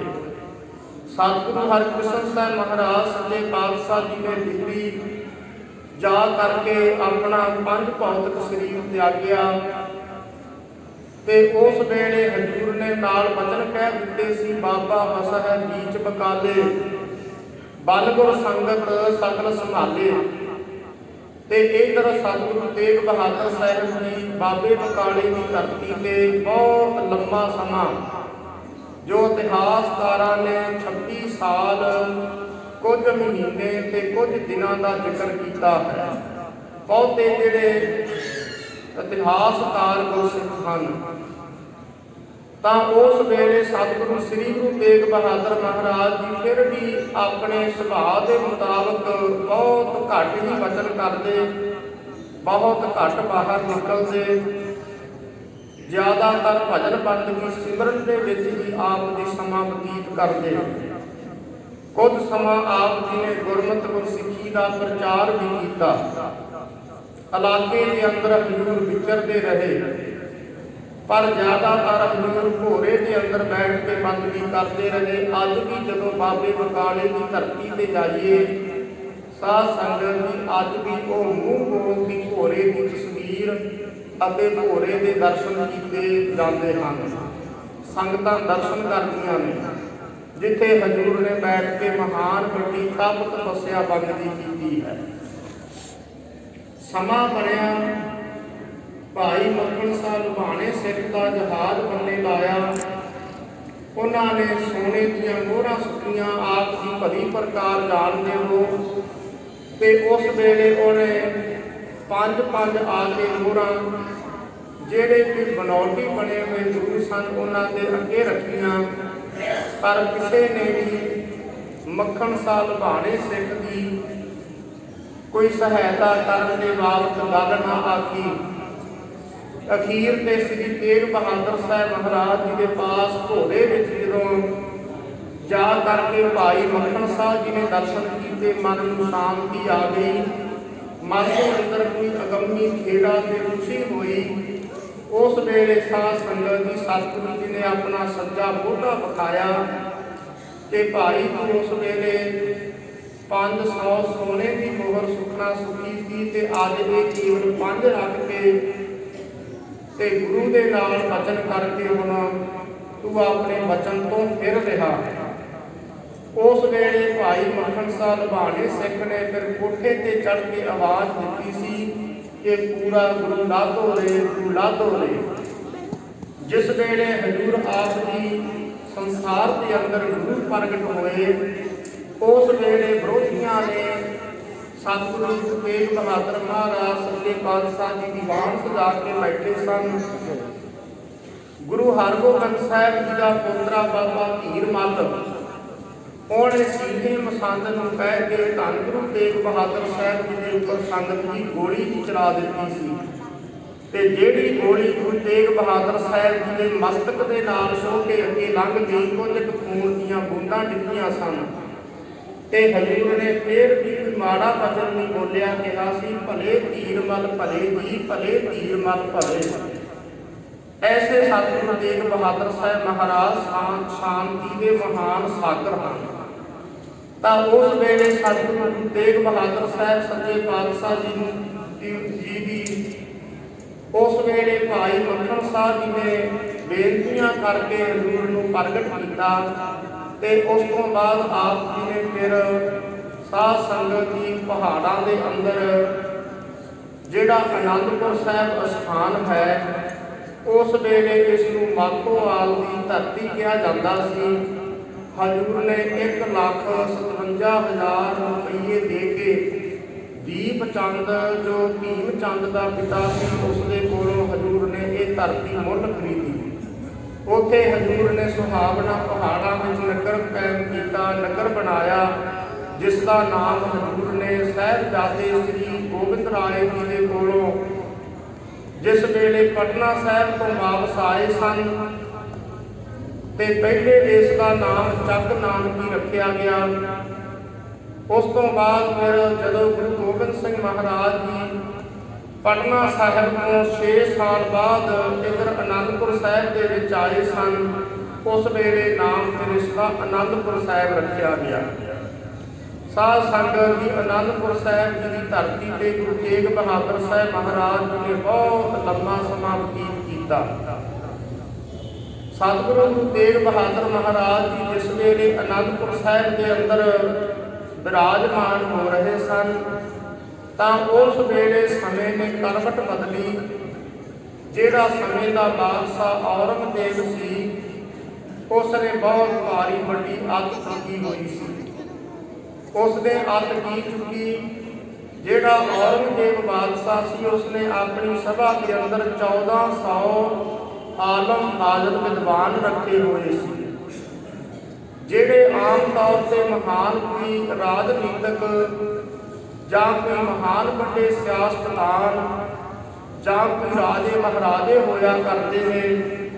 ਉਹ ਸਾਧ ਸੰਗਤ ਦੀ ਦੂਜਿਆਂ ਧਰਮਾਂ ਦੀ ਵੀ ਉਹ ਭੋਖ ਪੜਤਾਲ ਕਰਦੇ ਰਹਿੰਦੇ ਨੇ ਕਿ ਆਪਣੇ ਧਰਮ ਦੇ ਨਾਲੋਂ ਦੂਜਿਆਂ ਧਰਮਾਂ ਦੇ ਵਿੱਚ ਕੀ ਮਹਾਨਤਾ ਹੈ ਔਰ ਕੀ ਕਮੀਆਂ ਤੇ ਘਾਟਾਂ ਹਨ। ਔਰੰਗਜ਼ੇਬ ਬਾਦਸ਼ਾਹ ਨੇ ਇੱਕ ਹਿੰਦੂ ਨੂੰ ਆਪਣੇ ਪਾਸ, ਬ੍ਰਾਹਮਣ ਨੂੰ ਪਾਸ ਰੱਖ ਕਰਕੇ ਉਸਦੇ ਕੋਲੋਂ ਗੀਤਾ ਦਾ ਪਾਠ ਸੁਣਿਆ ਕਰਦਾ ਅਰਥਾਂ ਦੇ ਸਮੇਤ, ਤਾਂ ਕਿ ਦੂਜੇ ਹਿੰਦੂ ਧਰਮ ਦੀ ਬਾਬਤ ਜਾਣਕਾਰੀ ਮਿਲ ਸਕੇ ਕਿ ਹਿੰਦੂ ਧਰਮ ਦੇ ਅੰਦਰ ਕੀ ਕੁਝ ਚੰਗਿਆਈ ਹੈ। ਜੋ ਗੀਤਾ ਦੇ ਅੰਦਰ ਕ੍ਰਿਸ਼ਨ ਜੀ ਨੇ ਇਹ ਵਚਨ ਲਿਖੇ ਹੋਏ ਨੇ ਕਿ ਜਿਹੜਾ ਆਪਣਾ ਧਰਮ ਭਾਵੇ, ਬੇਗੁਨਾਹ ਹੋਵੇ, ਕੋਈ ਗੁਣ ਨਾ ਹੋਵੇ, ਜਿਹੜੇ ਧਰਮ ਦੇ ਵਿੱਚ ਮਨੁੱਖ ਪੈਦਾ ਹੋਇਆ, ਜੇ ਉਸ ਧਰਮ ਨੂੰ ਉਹ ਵਧਾ ਲੈਂਦਾ ਹੈ ਤਾਂ ਉਸ ਦੇ ਉੱਪਰ ਪ੍ਰਭੂ ਦੀ ਬੜੀ ਪ੍ਰਸੰਨਤਾ ਹੁੰਦੀ ਹੈ, ਪਰਮਾਤਮਾ ਦੀ ਬੜੀ ਪ੍ਰਸੰਨਤਾ ਹੁੰਦੀ ਹੈ। ਇਸ ਕਰਕੇ ਆਪੋ ਆਪਣਾ ਧਰਮ ਸਾਰਿਆਂ ਨੂੰ ਵੱਧ ਤੋਂ ਵੱਧ ਵਧਾਉਣਾ ਚਾਹੀਦਾ ਹੈ। ਇਹ ਕ੍ਰਿਸ਼ਨ ਜੀ ਨੇ ਗੀਤਾ ਦੇ ਅੰਦਰ ਲਿਖਿਆ। ਜਿਸ ਵੇਲੇ ਇਹ ਔਰੰਗਜ਼ੇਬ ਬਾਦਸ਼ਾਹ ਨੇ ਗੱਲ ਸੁਣੀ, ਇਹ ਵਿਚਾਰ ਸੁਣੇ, ਔਰੰਗਜ਼ੇਬ ਦਾ ਮਨ ਬਦਲ ਗਿਆ। ਕਹਿਣ ਲੱਗਿਆ ਕਿ ਆਪੋ ਆਪਣਾ ਧਰਮ ਵਧਾ ਕੇ ਪਰਮਾਤਮਾ ਦੀ ਪ੍ਰਸੰਨਤਾ ਹੁੰਦੀ ਹੈ ਤੇ ਮੈਂ ਆਪਣੇ ਹਜ਼ਰਤ ਮੁਹੰਮਦ ਸਾਹਿਬ ਦੀ ਕਿਉਂ ਨਹੀਂ ਪ੍ਰਸੰਨਤਾ ਪ੍ਰਾਪਤ ਕਰ ਸਕਦਾ। ਕਹਿੰਦੇ ਕਿਵੇਂ ਵੀ ਹੋਵੇ ਆਪਣੇ ਧਰਮ ਨੂੰ ਚਾਹੇ ਲਾਲਚ ਦੇ ਕੇ ਤੇ ਚਾਹੇ ਕਿਸੇ ਨੂੰ ਵਡਿਆ ਕੇ ਆਪਣੇ ਧਰਮ ਨੂੰ ਵਧਾ ਲਵੇ। ਔਰੰਗਜ਼ੇਬ ਬਾਦਸ਼ਾਹ ਨੇ ਫਿਰ ਲਾਲਚ ਦੇਣੇ ਸ਼ੁਰੂ ਕਰ ਦਿੱਤੇ। ਜਿਹੜੇ ਲਾਲਚ ਕਰਕੇ ਨਾ ਮੰਨੇ ਉਹਨਾਂ ਨੂੰ ਤਲਵਾਰ ਦੀ ਭੇਟ ਕਰ ਦਿੱਤਾ, ਉਹਨਾਂ ਨੂੰ ਧਮਕੀਆਂ ਦੇ ਕੇ ਉਹਨਾਂ ਨੂੰ ਧਰਮ ਨੂੰ ਨਸਤੋ ਨਾਬੂਦ ਕਰ ਦਿੱਤਾ। ਇਸ ਤਰ੍ਹਾਂ ਸਾਧ ਸੰਗਤ ਦੀ ਜਿਸ ਵੇਲੇ ਔਰੰਗਜ਼ੇਬ ਬਾਦਸ਼ਾਹ ਨੇ ਇਹ ਕਸ਼ਮੀਰ ਦੇ ਇਲਾਕੇ ਨੂੰ, ਜਿਹੜਾ ਉੱਥੇ ਦਾ ਸੂਬਾ ਸ਼ੇਰ ਅਫਗਾਨ ਖਾਨ ਸੀ, ਉਸ ਨੂੰ ਕਹਿ ਕਰਕੇ ਕਿ ਤੁਸੀਂ ਆਪਣੇ ਇਲਾਕੇ ਦੇ ਅੰਦਰ ਸਾਰਿਆਂ ਨੂੰ ਮੁਸਲਮਾਨ ਬਣਾਓ, ਆਪਾਂ ਆਪਣੇ ਪੈਗੰਬਰ ਦੀ ਮੁਹੰਮਦ ਸਾਹਿਬ ਦੀ ਪ੍ਰਸੰਨਤਾ ਤੇ ਖੁਸ਼ੀ ਲੈਣੀ ਹੈ। ਇਸ ਤਰ੍ਹਾਂ ਸੋਚ ਵਿਚਾਰ ਕੇ ਜਿਹੜਾ ਸ਼ੇਰ ਅਫਗਾਨ ਖਾਨ ਸੀ, ਉਸਨੇ ਲਾਲਚ ਦੇ ਕੇ ਲੋਕਾਂ ਨੂੰ ਔਰ ਕਈਆਂ ਨੂੰ ਡਰਾ ਕੇ ਮੁਸਲਮਾਨੀ ਧਰਮ ਦੇ ਅੰਦਰ ਲਿਆਉਣਾ ਸ਼ੁਰੂ ਕਰ ਦਿੱਤਾ। ਤਾਂ ਉਸ ਵੇਲੇ ਜਿੰਨੇ ਵੀ ਸਾਧ ਸੰਗਤ ਦੀ ਕਸ਼ਮੀਰ ਦੇ ਇਲਾਕੇ ਦੇ ਮੁਖੀ ਬ੍ਰਾਹਮਣ ਸਨ, ਕਿਰਪਾ ਰਾਮ ਉਹਨਾਂ ਦੇ ਵਿੱਚੋਂ, ਪੰਡਤਾਂ ਦੇ ਵਿੱਚੋਂ, ਬ੍ਰਾਹਮਣਾਂ ਦੇ ਵਿੱਚੋਂ ਬੜਾ ਤਕੜਾ ਵਿਦਵਾਨ ਸੀ। ਇਹ ਸਾਰੇ ਇਕੱਠੇ ਹੋ ਕਰਕੇ ਆਖਦੇ ਨੇ ਕਿ ਅਮਰਨਾਥ ਮੰਦਰ ਦੇ ਵਿੱਚ ਜਾ ਕਰਕੇ ਇਹਨਾਂ ਨੇ ਉਸ ਵੇਲੇ ਅਫਗਾਨ ਖਾਨ ਸੂਬੇ ਦੇ ਨਾਲ 6 ਮਹੀਨੇ ਦੀ ਮੋਹਲਤ ਦਾ ਸਮਾਂ ਲੈ ਲਿਆ ਕਿ ਸਾਨੂੰ 6 ਮਹੀਨਿਆਂ ਦਾ ਸਮਾਂ ਦਿੱਤਾ ਜਾਏ ਤੇ ਅਸੀਂ ਸੋਚ ਵਿਚਾਰ ਕੇ ਆਪਣੇ ਆਪ ਹੀ ਮੁਸਲਮਾਨ ਬਣ ਜਾਵਾਂਗੇ। ਜਿਸ ਵੇਲੇ 6 ਮਹੀਨਿਆਂ ਦਾ ਸਮਾਂ ਪੂਰਾ ਹੋਣ ਲੱਗਿਆ ਤਾਂ ਇਹਨਾਂ ਨੇ ਬਹੁਤ ਆਪੋ ਆਪਣੇ ਢੰਗ ਤਰੀਕਿਆਂ ਦੇ ਨਾਲ ਆਪੋ ਆਪਣੇ ਇਸ਼ਟ ਦੇਵਾਂ ਦੀ ਉਪਾਸਨਾ ਕੀਤੀ ਔਰ ਦੱਸਦੇ ਨੇ ਕਿ ਫਿਰ ਉਸ ਵੇਲੇ ਅਮਰਨਾਥ ਮੰਦਰ ਦੇ ਵਿੱਚੋਂ ਆਕਾਸ਼ਬਾਣੀ ਹੋਈ ਕਿ ਜੇ ਤੁਹਾਡੀ ਕੋਈ ਸਹਾਇਤਾ ਕਰ ਸਕਦਾ ਤਾਂ ਤੁਸੀਂ ਇਸ ਵੇਲੇ ਗੁਰੂ ਨਾਨਕ ਸਾਹਿਬ ਜੀ ਦੇ ਨਾਵੇਂ ਸਰੂਪ ਗੁਰੂ ਤੇਗ ਬਹਾਦਰ ਸਾਹਿਬ ਹਨ, ਉਹ ਤੁਹਾਡੀ ਸਹਾਇਤਾ ਕਰ ਸਕਦੇ ਆ, ਤੁਸੀਂ ਉਹਨਾਂ ਦੀ ਸ਼ਰਨ ਲੈ ਲਓ। ਤਾਂ ਉਸ ਵੇਲੇ ਸਾਧ ਸੰਗਤ ਜੀ ਉਹ ਚੱਲਦੇ ਹੋਏ ਕਸ਼ਮੀਰ ਦੇ ਇਲਾਕੇ ਤੋਂ ਕਿਰਪਾ ਰਾਮ ਪੰਡਤ ਦੀ ਅਗਵਾਈ ਦੇ ਹੇਠ ਉਹ ਕਸ਼ਮੀਰੀ ਬ੍ਰਾਹਮਣ ਪੰਡਤ ਅਨੰਦਪੁਰ ਸਾਹਿਬ ਚੱਲ ਕਰਕੇ ਆਏ। ਉਸ ਵੇਲੇ ਹਜ਼ੂਰ ਦਮਦਮਾ ਸਾਹਿਬ ਵਾਲੇ ਸਥਾਨ ਤੇ ਦੀਵਾਨ ਸਜਾ ਕੇ ਬੈਠੇ ਸਨ ਗੁਰੂ ਤੇਗ ਬਹਾਦਰ ਮਹਾਰਾਜ ਜੀ। ਸਾਹਿਬਜ਼ਾਦੇ ਗੋਬਿੰਦ ਰਾਏ ਜੀ ਦੀ ਉਮਰ ਇਤਿਹਾਸਕਾਰਾਂ ਨੇ 9 ਸਾਲ ਦੀ ਲਿਖਿਆ ਹੈ ਤੇ ਉਸ ਵੇਲੇ ਕਸ਼ਮੀਰੀ ਪੰਡਤਾਂ ਨੇ ਰੋ ਰੋ ਕੇ ਆਪਣਾ ਹਾਲ ਸੁਣਾਇਆ ਕਿ ਸਤਿਗੁਰੂ ਜੀ ਅੱਜ ਸਾਡੇ ਧਰਮ ਦੇ ਉੱਪਰ ਬਹੁਤ ਭਾਰੀ ਵੱਡਾ ਸੰਕਟ ਦਾ ਸਮਾਂ ਆ ਗਿਆ। ਆਪ ਤੁਸੀਂ ਗੁਰੂ ਨਾਨਕ ਸਾਹਿਬ ਜੀ ਦੀ ਗੁਰਤਾ ਗੱਦੀ ਦੇ ਮਾਲਕ ਹੋ, ਕਿਰਪਾ ਕਰੋ, ਸਾਡੀ ਸਹਾਇਤਾ ਕਰੋ। ਸਾਨੂੰ ਆਕਾਸ਼ ਬਾਣੀ ਹੋਈ ਹੈ ਕਿ ਤੁਹਾਡੀ ਸਹਾਇਤਾ ਗੁਰੂ ਨਾਨਕ ਸਾਹਿਬ ਦੇ ਘਰ ਤੋਂ ਸਿਵਾਏ ਕੋਈ ਕਰ ਨਹੀਂ ਸਕੇਗਾ। ਤਾਂ ਉਸ ਵੇਲੇ ਸਤਿਗੁਰੂ ਗੁਰੂ ਤੇਗ ਬਹਾਦਰ ਮਹਾਰਾਜ ਸੱਚੇ ਪਾਤਸ਼ਾਹ ਜੀ ਵਿਚਾਰ ਰਹੇ ਸਨ। ਸਾਧ ਸੰਗਤ ਜੀ ਦੇਖੋ, ਜਿਹੜਾ ਕੋਈ ਤਿਲਕ ਲਾਉਣਾ ਹੈ ਇਹ ਸਿੱਖ ਧਰਮ ਦਾ ਕਰਮ ਨਹੀਂ ਹੈ। ਇਸੇ ਤਰ੍ਹਾਂ ਜਿਹੜੇ ਕੋਈ ਠਾਕੁਰਾਂ ਦੀ ਪੂਜਾ ਕਰਨੀ ਇਹ ਸਿੱਖ ਧਰਮ ਦਾ ਅਕੀਦਾ ਨਹੀਂ ਹੈ। ਪਰ ਸਤਿਗੁਰੂ ਮਹਾਰਾਜ ਸੱਚੇ ਪਾਤਸ਼ਾਹ ਜੀ ਨੇ ਦੂਸਰੇ ਧਰਮ ਦੀ ਰੱਖਿਆ ਕਰਨ ਵਾਸਤੇ ਹਜ਼ੂਰ ਨੇ ਫਿਰ ਆਪ ਮਨ ਦੇ ਵਿੱਚ ਵਿਚਾਰ ਕਰ ਰਹੇ ਸਨ ਕਿ ਕੋਈ ਮਹਾਬਲੀ ਪੁਰਖ ਨੂੰ ਆਪਣੀ ਕੁਰਬਾਨੀ ਦੇਣੀ ਪਵੇਗੀ, ਆਪਣਾ ਖੂਨ ਡੋਲਣਾ ਪਏਗਾ ਤੇ ਫਿਰ ਇਹਨਾਂ ਦਾ ਧਰਮ ਜਿਹੜਾ ਸੀ ਉਹ ਬਚ ਸਕਦਾ ਹੈ। ਸਾਧ ਸੰਗਤ ਜੀ ਦਾਸ ਇੱਕ ਬੇਨਤੀ ਕਰੇ, ਜਿਹੜਾ ਗੁਰੂ ਨਾਨਕ ਸਾਹਿਬ ਜੀ ਦਾ ਇਹ ਆਪਣਾ ਪੰਥ ਹੈ ਇਹ ਅਦਵੈਤ ਮਤਵਾਦੀ ਹੈ। ਇਹ ਕਿਸੇ ਦੇ ਨਾਲ ਵੀ ਸੰਗਤ ਦੀ ਦਵੈਤ ਕਰਨ ਵਾਲਾ ਨਹੀਂ ਹੈ। ਤੇ ਜਿਹੜਾ ਕੋਈ ਜ਼ੁਲਮ ਕਰਦਾ ਹੈ ਜਾਂ ਜਿਹੜਾ ਕੋਈ ਕਿਸੇ ਦੇ ਹੱਕ ਮਾਰਦਾ ਹੈ ਤੇ ਉਸ ਵੇਲੇ ਜਿਹੜੇ ਸਿੱਖ ਹਨ ਉਹ ਆਪਣੀ ਬੁਲੰਦ ਆਵਾਜ਼ ਕਰਦੇ ਰਹੇ। ਸਤਿਗੁਰੂ ਸਾਹਿਬਾਂ ਨੇ ਵੀ ਉਸ ਵੇਲੇ ਹਾਂ ਦਾ ਨਾਅਰਾ ਮਾਰਿਆ ਤੇ ਹਜ਼ੂਰ ਨੇ ਕੇਵਲ ਆਵਾਜ਼ ਹੀ ਨਹੀਂ ਦਿੱਤੀ। ਤੇ ਇੰਨੇ ਸਮੇਂ 'ਚ ਸਾਹਿਬਜ਼ਾਦੇ ਆਏ ਸਨ, ਪੁੱਛਿਆ ਸੀ ਸਤਿਗੁਰੂ ਜੀ ਪਿਤਾ ਜੀ ਇਹ ਇੱਦਾਂ ਕਿਉਂ ਬੈਠੇ? ਹਜ਼ੂਰ ਨੇ ਕਿਹਾ ਸੀ ਇਹਨਾਂ ਦਾ ਧਰਮ ਸੰਕਟ ਵਿੱਚ ਹੈ। ਇਹ ਤਿਲਕ ਅਤੇ ਜੰਝੂ ਦੇ ਪੁਜਾਰੀ ਹਨ। ਇਹ ਤਿਲਕ ਅਤੇ ਜੰਝੂ ਪਹਿਨਣ ਵਾਲੇ ਲੋਕ ਨੇ, ਇਹ ਹਿੰਦੂ ਧਰਮ ਨਾਲ ਸੰਬੰਧਿਤ ਨੇ। ਇਹਨਾਂ ਦੇ ਧਰਮ ਨੂੰ ਖਤਰਾ ਹੈ। ਇਸ ਕਰਕੇ ਜੇ ਕੋਈ ਮਹਾਬਲੀ ਆਪਣਾ ਖੂਨ ਦਾ ਬਲੀਦਾਨ ਦੇ ਦੇਵੇ, ਸੀਸ ਦੇ ਦੇਵੇ ਤਾਂ ਇਹਨਾਂ ਦਾ ਬਚਾਅ ਹੋ ਸਕਦਾ। ਤਾਂ ਉਸ ਵੇਲੇ ਸਾਹਿਬਜ਼ਾਦਾ ਜੀ ਨੇ ਮਨ ਦੇ ਅੰਦਰ ਸੋਚ ਵਿਚਾਰ ਕੇ ਕਿ ਜੇ ਮੇਰੇ ਇੱਕ ਦੇ ਯਤੀਮ ਹੋਣ ਦੇ ਨਾਲ ਲੱਖਾਂ ਬੱਚੇ ਜਿਹੜੇ ਸਨ ਉਹ ਸਨਾਥ ਬਣ ਸਕਦੇ ਹੈ ਤੇ ਫਿਰ ਕਿਉਂ ਨਾ ਹੋਵੇ ਪਿਤਾ ਸਤਿਗੁਰੂ ਜੀ ਆਪ ਗੁਰੂ ਨਾਨਕ ਸਾਹਿਬ ਜੀ ਦੇ ਥਾਂ ਹੋ, ਫਿਰ ਆਪ ਕਿਰਪਾ ਕਰਕੇ ਇਹਨਾਂ ਦਾ ਧਰਮ ਬਚਾ ਦਿਓ। ਤੇ ਹਜ਼ੂਰ ਨੇ ਉਸ ਵੇਲੇ ਆਪਣੇ ਪੁੱਤਰ ਦੇ ਐਸੇ ਬਚਨ ਸੁਣ ਕੇ ਉਹਨਾਂ ਨੂੰ ਨਾਲ ਹੀ ਇਹ ਵਿਸ਼ਵਾਸ ਦਿਵਾਇਆ ਕਿ ਤੁਸੀਂ ਜਾ ਕੇ ਕਸ਼ਮੀਰ ਦੇ ਸੂਬੇ ਅਫਗਾਨ ਖਾਨ ਨੂੰ ਕਹਿ ਦਿਓ ਕਿ ਸਾਡੇ ਮਾਲਕ, ਸਾਡੇ ਆਗੂ, ਸਾਡੇ ਰਹਿਬਰ ਗੁਰੂ ਤੇਗ ਬਹਾਦਰ ਸਾਹਿਬ ਜੀ ਹਨ ਤੇ ਤੁਸੀਂ ਸਾਡੇ ਜਿਹੜੇ ਮਹਾਨ ਆਗੂ ਗੁਰੂ ਤੇਗ ਬਹਾਦਰ ਮਹਾਰਾਜ ਜੀ ਹਨ ਉਹਨਾਂ ਨੂੰ ਜੇ ਮੁਸਲਮਾਨ ਬਣਾ ਲਓਗੇ ਤਾਂ ਸਾਡੇ ਤੇ ਜ਼ੁਲਮ ਕਰਨ ਦੀ ਲੋੜ ਨਹੀਂ, ਅਸੀਂ ਆਪਣੇ ਆਪ ਹੀ ਮੁਸਲਮਾਨ ਬਣ ਜਾਵਾਂਗੇ।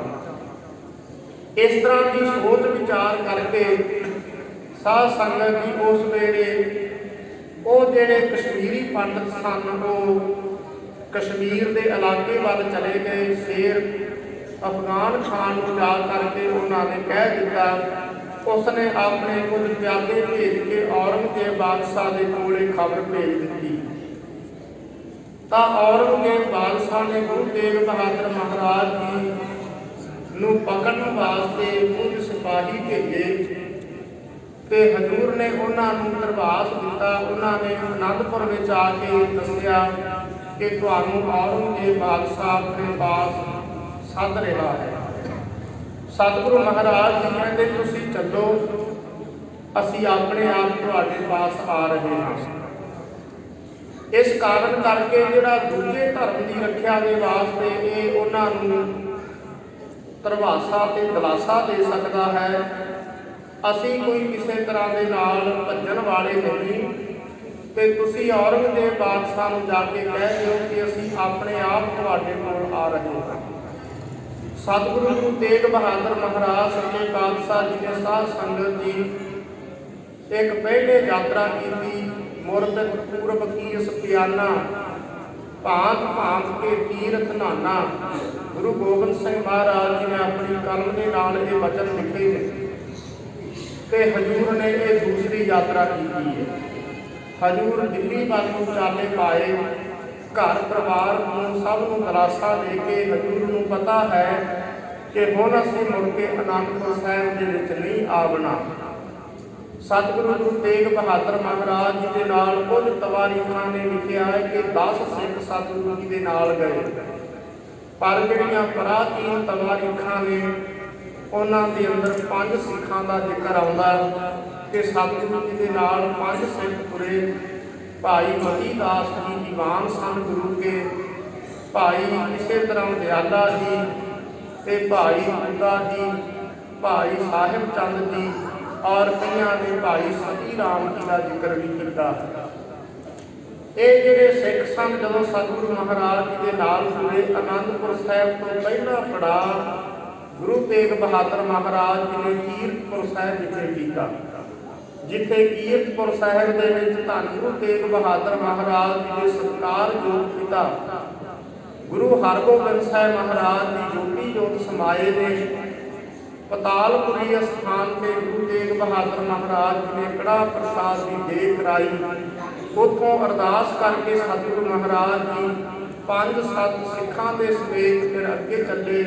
ਦੂਜਾ ਪੜਾਅ ਸਤਿਗੁਰੂ ਮਹਾਰਾਜ ਜੀ ਨੇ ਭਰਤਗੜ੍ਹ ਦੇ ਵਿਖੇ ਕੀਤਾ। ਇਸ ਤਰ੍ਹਾਂ ਸਤਿਗੁਰੂ ਮਹਾਰਾਜ ਜੀ ਪੜਾਅ ਦਰ ਪੜਾਅ ਕਰਦੇ ਕਰਦੇ ਜਿਸ ਵੇਲੇ ਸੈਫਾਬਾਦ ਵਿਖੇ ਆਏ, ਜਿਸ ਨੂੰ ਅੱਜ ਆਪਾਂ ਪਟਿਆਲੇ ਦੀ ਬਹਾਦਰਗੜ੍ਹ ਦੀ ਧਰਤੀ ਆਖਦੇ ਹਾਂ, ਪਟਿਆਲੇ ਦੇ ਨਾਲ ਉੱਥੇ ਸੈਫਾਦੀਨ ਮੁਸਲਮਾਨ ਸੀ, ਸਤਿਗੁਰੂ ਜੀ ਨੂੰ ਯਾਦ ਕਰ ਰਿਹਾ ਸੀ। ਔਰ ਜਿੱਥੇ ਜਿੱਥੇ ਸਤਿਗੁਰੂ ਮਹਾਰਾਜ ਜੀ ਨੂੰ ਪ੍ਰੇਮ ਦੇ ਅੰਦਰ ਭਿੱਜ ਕੇ ਯਾਦ ਕਰਦਾ, ਸਤਿਗੁਰੂ ਜੀ ਉੱਥੇ ਉੱਥੇ ਉਹਨਾਂ ਰਾਹਾਂ ਰਾਹੀਂ ਜਾ ਕੇ ਤੇ ਦਰਸ਼ਨ ਦੀਦਾਰ ਦੇ ਕੇ ਹਜ਼ੂਰ ਅੱਗੇ ਕਰਤਾਰਥ ਕਰਕੇ ਚਲੇ ਜਾਂਦੇ। ਸਤਿਗੁਰੂ ਜੀ ਨੂੰ ਪਤਾ ਹੈ ਕਿ ਅਸੀਂ ਹੁਣ ਵਾਪਸ ਇੱਥੇ ਨਹੀਂ ਪਰਤਣਾ, ਇਸ ਕਰਕੇ ਹਜ਼ੂਰ ਦਿੱਲੀ ਵੱਲ ਨੂੰ ਗੁਰੂ ਤੇਗ ਬਹਾਦਰ ਮਹਾਰਾਜ ਜੀ ਤੁਰਦੇ ਜਾ ਰਹੇ। 3 ਮਹੀਨੇ ਸਤਿਗੁਰੂ ਗੁਰੂ ਤੇਗ ਬਹਾਦਰ ਮਹਾਰਾਜ ਜੀ ਇੱਧਰ ਪਟਿਆਲੇ ਦੀ ਧਰਤੀ ਬਹਾਦਰਗੜ੍ਹ ਸਾਹਿਬ ਵਿਖੇ ਰਹੇ। ਦੁੱਖ ਨਿਵਾਰਨ ਗੁਰਦੁਆਰਾ ਸਾਹਿਬ ਮੁਖੀ ਬਾਗ ਸਤਿਗੁਰੂ ਮਹਾਰਾਜ ਜੀ ਨੇ ਇੱਕ ਪੜਾਅ ਕੀਤਾ। ਇਸ ਤੋਂ ਅੱਗੇ ਸਤਿਗੁਰੂ ਮਹਾਰਾਜ ਜੀ ਚੱਲਦੇ ਚੱਲਦੇ ਹੌਲੀ ਹੌਲੀ ਸਾਧ ਸੰਗਤ ਦੀ ਆਗਰੇ ਵਿਖੇ ਪਹੁੰਚੇ ਸਨ। ਆਗਰੇ ਇੱਕ ਹਸਨ ਅਲੀ ਮੁਸਲਮਾਨ ਸੀ, ਜਿਹੜਾ ਬਹੁਤ ਗਰੀਬ ਸੀ। ਸਤਿਗੁਰੂ ਮਹਾਰਾਜ ਸੱਚੇ ਪਾਤਸ਼ਾਹ ਜੀ ਦੀ ਬਾਤ ਦੂਜੇ ਪਾਸੇ ਔਰੰਗਜ਼ੇਬ ਨੇ ਹੁਕਮ ਜਾਰੀ ਕਰ ਦਿੱਤਾ ਕਿ ਗੁਰੂ ਤੇਗ ਬਹਾਦਰ ਸਾਹਿਬ ਜੀ ਅਜੇ ਤੱਕ ਦਿੱਲੀ ਵਿੱਚ ਨਹੀਂ ਪਹੁੰਚੇ। ਕੀ ਕਾਰਨ ਹੈ? ਕਿਤੇ ਗੁਰੂ ਤੇਗ ਬਹਾਦਰ ਸਾਹਿਬ ਜੀ ਆਸੇ ਪਾਸੇ ਨਾ ਹੋ ਜਾਣ।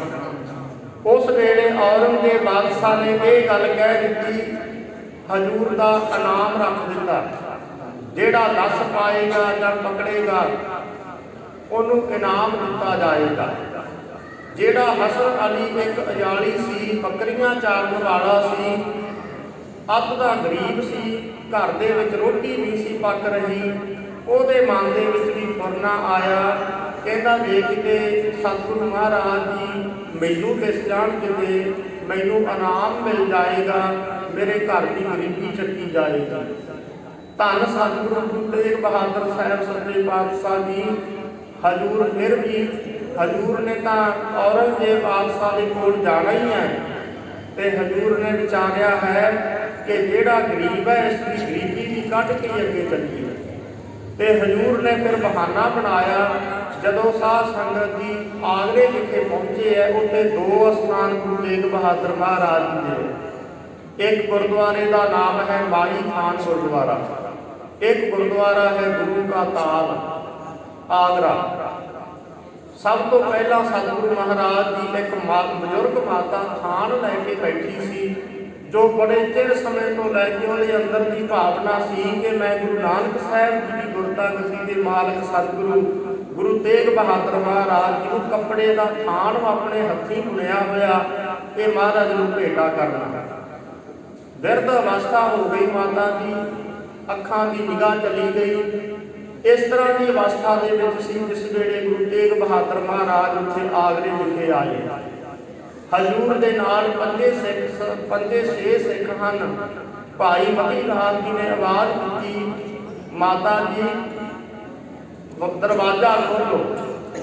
ਜਿਸ ਵੇਲੇ ਆਵਾਜ਼ ਸੁਣੀ, ਮਾਤਾ ਨੇ ਆਪਣੇ ਬੱਚਿਆਂ ਨੂੰ ਪੋਤਰਿਆਂ ਨੂੰ ਕਹਿ ਕਰਕੇ ਦਰਵਾਜ਼ਾ ਖੁਲਾਇਆ ਤੇ ਕਹਿਣ ਲੱਗੇ, ਮਾਤਾ ਜੀ ਜਿਨ੍ਹਾਂ ਨੂੰ ਤੁਸੀਂ ਯਾਦ ਕਰਦੇ ਹੋ ਸਤਿਗੁਰੂ ਜੀ ਆਣ ਪਹੁੰਚੇ ਹੈ। ਤਾਂ ਉਸ ਵੇਲੇ ਮਾਤਾ ਨੇ ਬਚਨ ਕੀਤਾ, ਮੈਨੂੰ ਤਾਂ ਬੜਾ ਚਿਰ ਸਮਾਂ ਹੋ ਗਿਆ, ਮੇਰੀ ਨਿਗਾਹ ਵੀ ਚਲੀ ਗਈ। ਤੇ ਹਜ਼ੂਰ ਉਸ ਵੇਲੇ ਆਪਣੇ ਹੱਥ ਦੇ ਅੰਦਰ ਜਲ ਲੈ ਕੇ ਤੇ ਉਸ ਵੇਲੇ ਵਾਹਿਗੁਰੂ ਸ਼ਬਦ ਕਹਿ ਕੇ ਅੱਖਾਂ ਦੇ ਉੱਪਰ ਜਲ ਦੇ ਛੱਟੇ ਮਾਰੇ। ਮਾਤਾ ਦੇ ਨੇਤਰਾਂ ਦੇ ਅੰਦਰ ਸਾਧ ਸੰਗਤ ਦੀ ਰੌਸ਼ਨੀ ਆ ਗਈ। ਇਸ ਤਰ੍ਹਾਂ ਮਾਈ ਖਾਨ ਸਥਾਨ ਤੋਂ ਮਾਤਾ ਜੀ ਦੇ ਕੋਲੋਂ ਸਥਾਨ ਜਿਹੜਾ ਥਾਨ ਸੀ ਕੱਪੜੇ ਦਾ ਲੈ ਕੇ ਹਜ਼ੂਰ ਆਗਰੇ, ਜਿੱਥੇ ਗੁਰੂ ਕਾ ਤਾਲ ਗੁਰਦੁਆਰਾ ਹੈ, ਉੱਥੇ ਜੰਗਲੀ ਇਲਾਕਾ ਸੀ ਉਸ ਵੇਲੇ। ਹਜ਼ੂਰ ਉੱਥੇ ਬੈਠ ਗਏ। ਜਿਹੜਾ ਉਹ ਬੱਕਰੀਆਂ ਚਾਰ ਰਿਹਾ ਹਸਨ ਅਲੀ ਖਾਨ, ਉਹਦੇ ਮਨ ਦੇ ਅੰਦਰ ਇੱਛਾ ਸੀ ਕਿ ਜੇ ਕਿਤੇ ਇਨਾਮ ਮੈਨੂੰ ਮਿਲ ਜਾਵੇ, ਕਿਉਂਕਿ ਹਰ ਇੱਕ ਦੀਆਂ ਅੱਖਾਂ ਉਸ ਵੇਲੇ ਇਨਾਮ ਤੇ ਚਲੀਆਂ ਜਾਂਦੀਆਂ ਨੇ ਕਿ ਕੀ ਪਤਾ ਸ਼ਾਇਦ ਮੈਨੂੰ ਹੀ ਇਨਾਮ ਮਿਲ ਜਾਏ। ਤਾਂ ਉਸ ਵੇਲੇ ਹਜ਼ੂਰ ਨੇ ਆਵਾਜ਼ ਮਾਰ ਕੇ ਪੁੱਛਿਆ, ਕਹਿਣ ਲੱਗੇ ਵੀ ਸਾਡੇ ਸਾਥੀਆਂ ਨੂੰ ਭੁੱਖ ਲੱਗੀ ਹੈ, ਤੁਸੀਂ ਇੱਥੇ ਸ਼ਹਿਰੋਂ ਜਾ ਕਰਕੇ ਕੋਈ ਕਿਸੇ ਤਰ੍ਹਾਂ ਦੇ ਨਾਲ ਕੋਈ ਫਲ ਫਰੂਟ ਤੇ ਕੋਈ ਗਿਰੀਆਂ ਆਦਿਕ ਲਿਆ ਕਰਕੇ, ਕੋਈ ਮਠਿਆਈ ਆਦਿਕ ਲਿਆ ਕਰਕੇ ਦੇ ਦਿਓ। ਹਜ਼ੂਰ ਨੇ ਆਪਣੇ ਕੋਲੋਂ ਇੱਕ ਸੋਨੇ ਦੀ ਮੁੰਦਰੀ ਦਿੱਤੀ, ਇੱਕ ਨਾਲ ਮਠਿਆਈ ਪਾਉਣ ਵਾਸਤੇ ਹਜ਼ੂਰ ਨੇ ਦਸਾਲਾ ਦਿੱਤਾ। ਉਹ ਜਿਹੜਾ ਗਰੀਬ ਅਜਾੜੀ ਸੀ, ਭੇਡਾਂ ਚਾਰਨ ਵਾਲਾ, ਬੱਕਰੀਆਂ ਚਾਰਨ ਵਾਲਾ, ਜਦੋਂ ਉਹ ਦੁਕਾਨ ਤੇ ਗਿਆ, ਜਾ ਕੇ ਸੋਨੇ ਦੀ ਉਹਨੇ ਉਹ ਮੁੰਦਰੀ ਦਿੱਤੀ ਤੇ ਹਲਵਾਈ ਵੇਖ ਕਰਕੇ ਹੈਰਾਨ ਹੋ ਗਿਆ ਵੀ ਹੈ ਇਹ ਭੇਡਾਂ ਬੱਕਰੀਆਂ ਚਾਰਨ ਵਾਲਾ, ਇਹਦੇ ਕੋਲੋਂ ਸੋਨੇ ਦੀ ਮੁੰਦਰੀ ਕਿੱਥੋਂ ਆ ਗਈ। ਤੇ ਚਲੋ ਮਨ ਦੇ ਅੰਦਰ ਸੋਚਦਾ ਸੀ, ਜਦੋਂ ਮਠਿਆਈ ਪਾਉਣ ਵਾਸਤੇ ਦਸਾਲਾ ਵਿਛਾ ਦਿੱਤਾ, ਉਸ ਨੂੰ ਹੋਰ ਸ਼ੱਕ ਹੋ ਗਿਆ। ਕਹਿਣ ਲੱਗਿਆ, ਦਸਾਲਾ ਬੜਾ ਕੀਮਤੀ ਹੈ, ਇਹ ਬੰਦਾ ਭੇਡਾਂ ਬੱਕਰੀਆਂ ਚਾਰਨ ਵਾਲਾ ਹੈ, ਇਹਦੇ ਅੰਦਰ ਕੋਈ ਨਾ ਕੋਈ ਗੜਬੜ ਹੈ, ਕਾਰਨ ਹੈ। ਉਹਨੇ ਪਕੜ ਲਿਆ, ਪਕੜ ਕੇ ਕਹਿੰਦਾ, ਸੱਚ ਗੱਲ ਦੱਸ, ਤੂੰ ਕੌਣ, ਕਿਤੇ ਚੋਰ ਤੇ ਨਹੀਂ ਹੈ?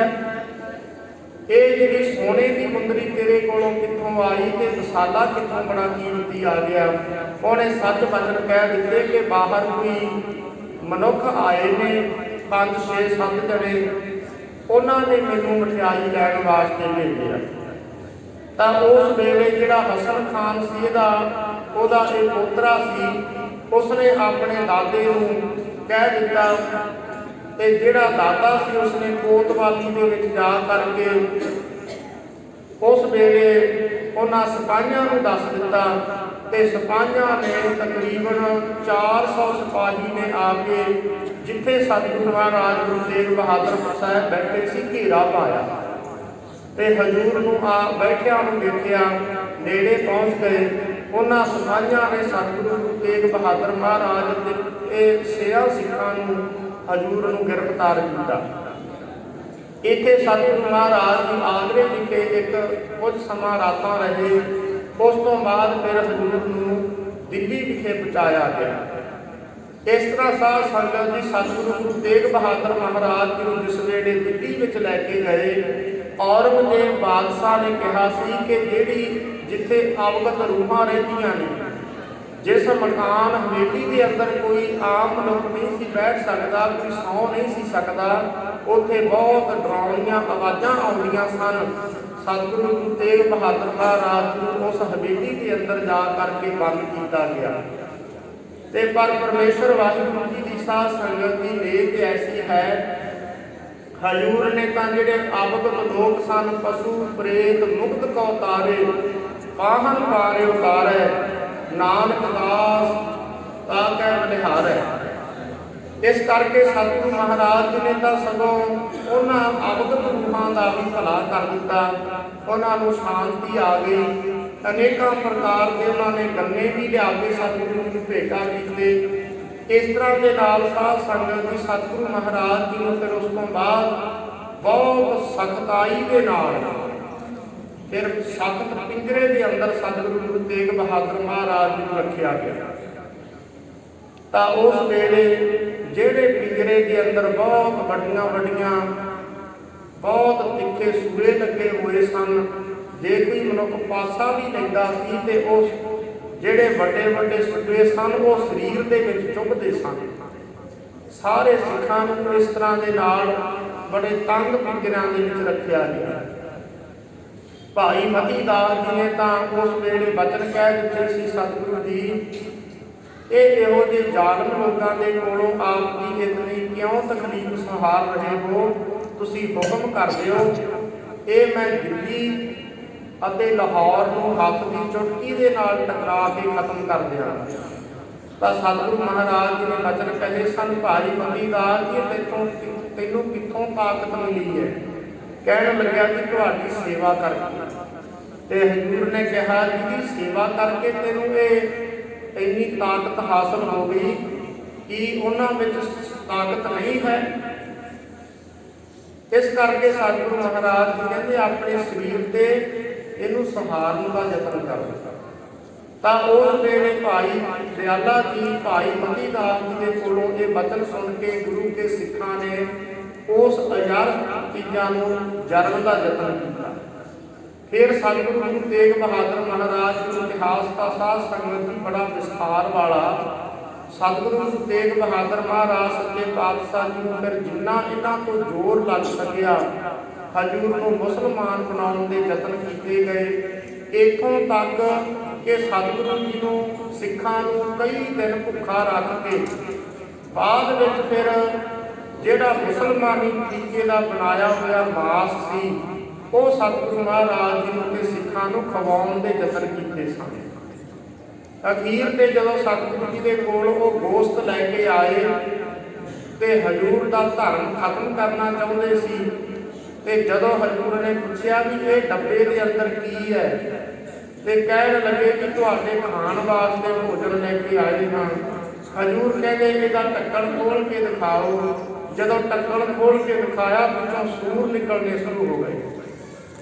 ਤਾਂ ਉਸ ਵੇਲੇ ਉਹ ਛੋਟੇ ਸੂਰ ਚੂਹਿਆਂ ਵਰਗੇ ਬਿੱਲੀਆਂ ਵਰਗੇ ਦੌੜ ਕੇ ਉਹਨਾਂ ਦੇ ਕਦੇ ਬਾਥਰੂਮ 'ਚ ਕਦੇ ਰਸੋਈਆਂ ਦੇ ਵਿੱਚ ਵੜ ਕੇ ਕੱਪੜਿਆਂ ਦੇ ਨਾਲ ਸੋਹਦੇ ਫਿਰਦੇ ਸਨ।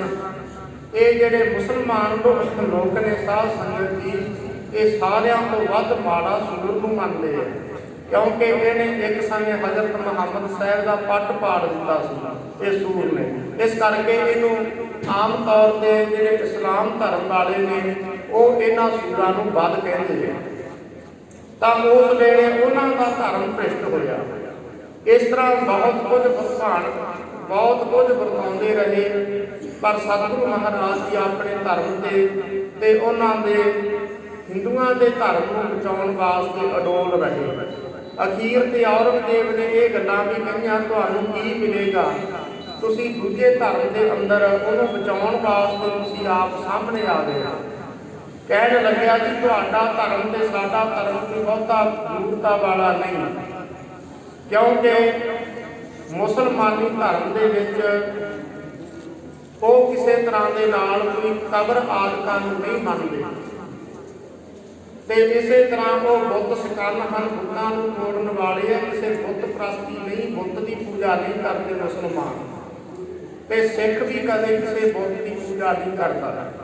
ਇਸ ਕਰਕੇ ਤੁਸੀਂ ਵੀ ਹਿੰਦੂਆਂ ਦਾ ਪੱਖ ਲੈ ਕੇ ਤੁਸੀਂ ਸ਼ਹਾਦਤ ਨਾ ਪ੍ਰਾਪਤ ਕਰੋ, ਸਗੋਂ ਤੁਸੀਂ ਕਹਿ ਦਿਓ ਕਿ ਹਿੰਦੂ ਲੋਕ ਮੁਸਲਮਾਨ ਬਣ ਜਾਣ।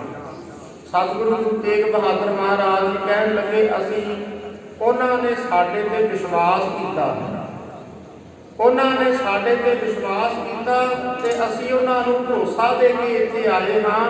ਇਹ ਗੱਲ ਕਦੇ ਨਹੀਂ ਹੋ ਸਕਦੀ ਜਿਹਦੇ ਨਾਲ ਵੀ ਧੱਕਾ ਹੋਏਗਾ, ਜਿੱਥੇ ਕੋਈ ਜ਼ੁਲਮ ਹੋ ਰਿਹਾ ਹੋਵੇਗਾ ਤੇ ਅਸੀਂ ਉੱਥੇ ਆਪਣੀ ਆਵਾਜ਼ ਬੁਲੰਦ ਜ਼ਰੂਰ ਕਰਾਂਗੇ। ਇਸ ਤਰ੍ਹਾਂ ਸਾਧ ਸੰਗਤ ਜੀ ਸਤਿਗੁਰੂ ਗੁਰੂ ਤੇਗ ਬਹਾਦਰ ਮਹਾਰਾਜ ਸੱਚੇ ਪਾਤਸ਼ਾਹ ਜੀ ਦਾ ਇਹ ਸਭ ਪੱਕਾ ਇਰਾਦਾ ਵੇਖ ਕੇ ਫਿਰ ਉਸ ਨੇ ਸਭ ਤੋਂ ਪਹਿਲੇ ਸਿੱਖਾਂ ਤੋਂ ਆਰੰਭ ਕੀਤਾ। ਭਾਈ ਮਤੀ ਦਾਸ ਜੀ ਨੂੰ ਜੇਲ੍ਹ ਦੇ ਵਿੱਚੋਂ ਬਾਹਰ ਕੱਢਿਆ, ਜਿੱਥੇ ਅੱਜ ਚਾਂਦਨੀ ਚੌਂਕ ਬਣਿਆ ਹੋਇਆ ਹੈ, ਉਸ ਦੇ ਬਿਲਕੁਲ ਨੇੜੇ ਚੌਂਕ ਦੇ ਅੰਦਰ ਭਾਈ ਮਤੀ ਦਾਸ ਜੀ ਨੂੰ ਕਹਿਣ ਲੱਗਿਆ ਵੀ ਇਹਨਾਂ ਨੂੰ 2 ਤਖਤਿਆਂ ਦੇ ਵਿੱਚ ਜਕੜ ਕੇ ਇਹਨਾਂ ਦੇ ਸਿਰ ਤੇ ਆਰਾ ਰੱਖ ਕੇ ਭਾਈ ਮਤੀ ਦਾਸ ਜੀ ਨੂੰ ਆਰੇ ਦੇ ਨਾਲ ਚੀਰਿਆ ਜਾਏ ਤੇ ਸਤਿਗੁਰੂ ਗੁਰੂ ਤੇਗ ਬਹਾਦਰ ਮਹਾਰਾਜ ਦੇ ਇਹ ਸਾਹਮਣੇ ਐਸਾ ਕੁਝ ਕੀਤਾ ਜਾਏ ਤਾਂ ਕਿ ਗੁਰੂ ਤੇਗ ਬਹਾਦਰ ਮਹਾਰਾਜ ਦੀ ਸਿੱਖ ਦਾ ਖੂਨ ਵੇਖ ਕੇ ਇਹ ਖੂਨ ਵਿਖਰਦਾ ਹੋਇਆ ਡੋਲਦਾ ਹੋਇਆ ਧਰਤੀ ਤੇ ਦੇਖ ਕੇ ਸ਼ਾਇਦ ਇਹ ਮੁਸਲਮਾਨ ਮਾਨ ਹੋਣਾ ਇਹ ਸਵੀਕਾਰ ਕਰ ਲੈਣਗੇ। ਭਾਈ ਮਤੀ ਦਾਸ ਜੀ ਨੂੰ ਉਸ ਵੇਲੇ ਬਾਹਰ ਜੇਲ੍ਹ ਚੋਂ ਕੱਢ ਕੇ ਲਿਆਂਦਾ ਗਿਆ। ਭਾਈ ਮਤੀ ਦਾਸ ਜੀ ਨੇ ਸਤਿਗੁਰੂ ਜੀ ਦੇ ਚਰਨਾਂ ਵਿੱਚ ਅਰਦਾਸ ਕੀਤੀ, ਸ੍ਰੀ ਜਪਜੀ ਸਾਹਿਬ ਬਾਣੀ ਦਾ ਪਾਠ ਸ਼ੁਰੂ ਕਰ ਦਿੱਤਾ। ਸਾਧ ਸੰਗਤ ਦੀ ਸਿੱਖ ਦੇ ਉੱਪਰ ਕੋਈ ਵੀ ਸਮਾਂ ਬਣਿਆ ਸਿੱਖ ਬਾਣੀ ਦਾ ਸਹਾਰਾ ਲੈਂਦਾ। ਸਿੱਖ ਦਾ ਬਾਣੀ ਤੋਂ ਬਗੈਰ ਕਿਤੇ ਕੁਝ ਨਹੀਂ ਹੈ। ਇਸ ਕਰਕੇ ਭਾਈ ਮਤੀ ਦਾਸ ਜੀ ਨੇ ਜਪਜੀ ਬਾਣੀ ਦਾ ਪਾਠ ਸ਼ੁਰੂ ਕਰ ਲਿਆ।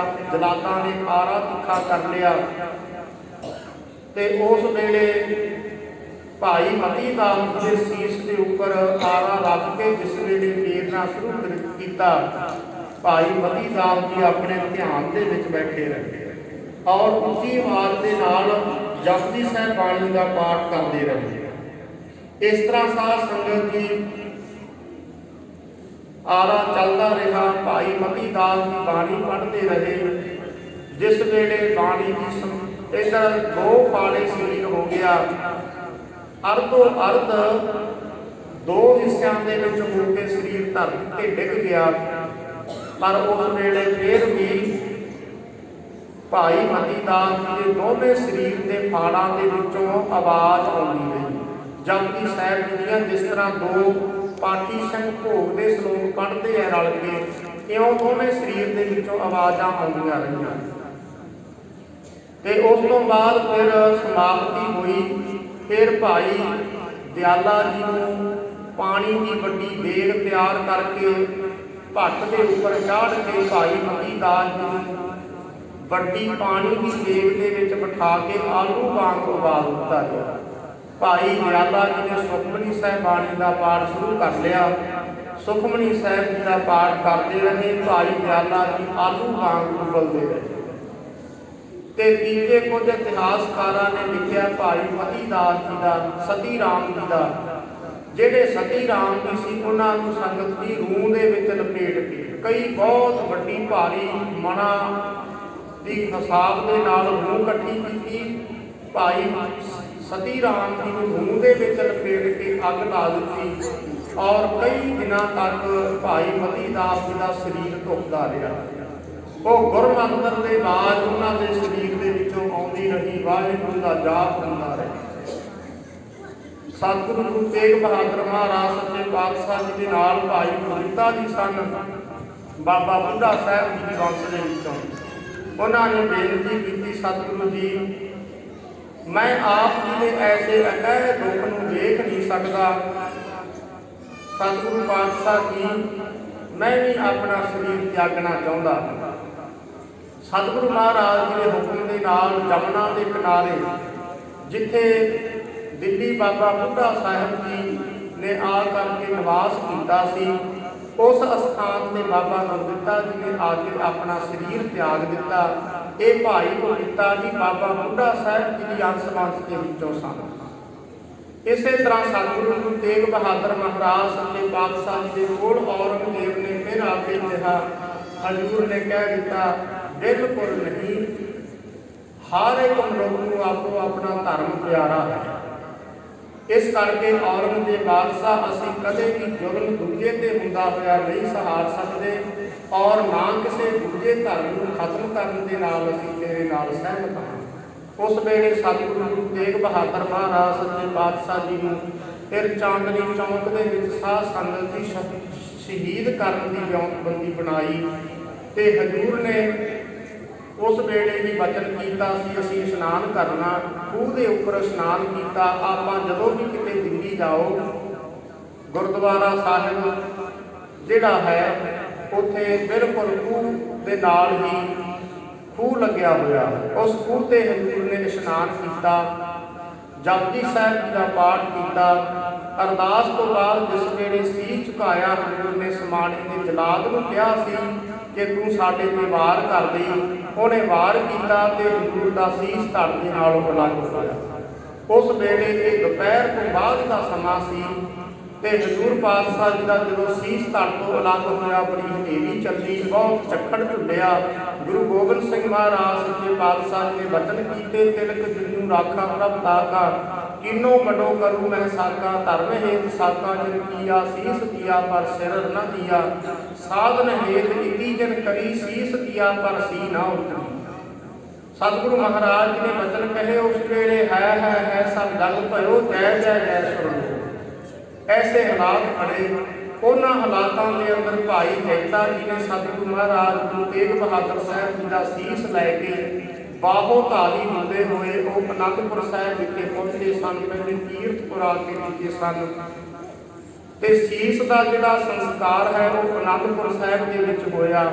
ਧੜ ਦਾ ਜਿਹੜਾ ਸੰਸਕਾਰ ਸੀ, ਭਾਈ ਲੱਖੀ ਸਾਹਿਬ ਵਣਜਾਰੇ ਸਿੱਖ ਨੇ ਆਪਣੇ ਸਤਿਗੁਰੂ ਮਹਾਰਾਜ ਸੱਚੇ ਪਾਤਸ਼ਾਹ ਜੀ ਦੇ ਧੜ ਨੂੰ ਢੰਗ ਤਰੀਕੇ ਦੇ ਨਾਲ ਚੁਣ ਕੇ ਗੱਡਿਆਂ ਦੇ ਵਿੱਚ ਰੱਖ ਕੇ ਮੂੰਹ ਵਿੱਚ ਲਪੇਟ ਕੇ ਆਪਣੇ ਘਰ ਦੇ ਅੰਦਰ ਲਿਜਾ ਕਰਕੇ ਘਰ ਨੂੰ ਹੀ ਅੱਗ ਲਾ ਕੇ ਭਾਈ ਲੱਖੀ ਸਾਹਿਬ ਵਣਜਾਰੇ ਸਿੱਖ ਨੇ ਸਤਿਗੁਰੂ ਸੱਚੇ ਪਾਤਸ਼ਾਹ ਜੀ ਦੇ ਧੜ ਦਾ ਸੰਸਕਾਰ ਕੀਤਾ।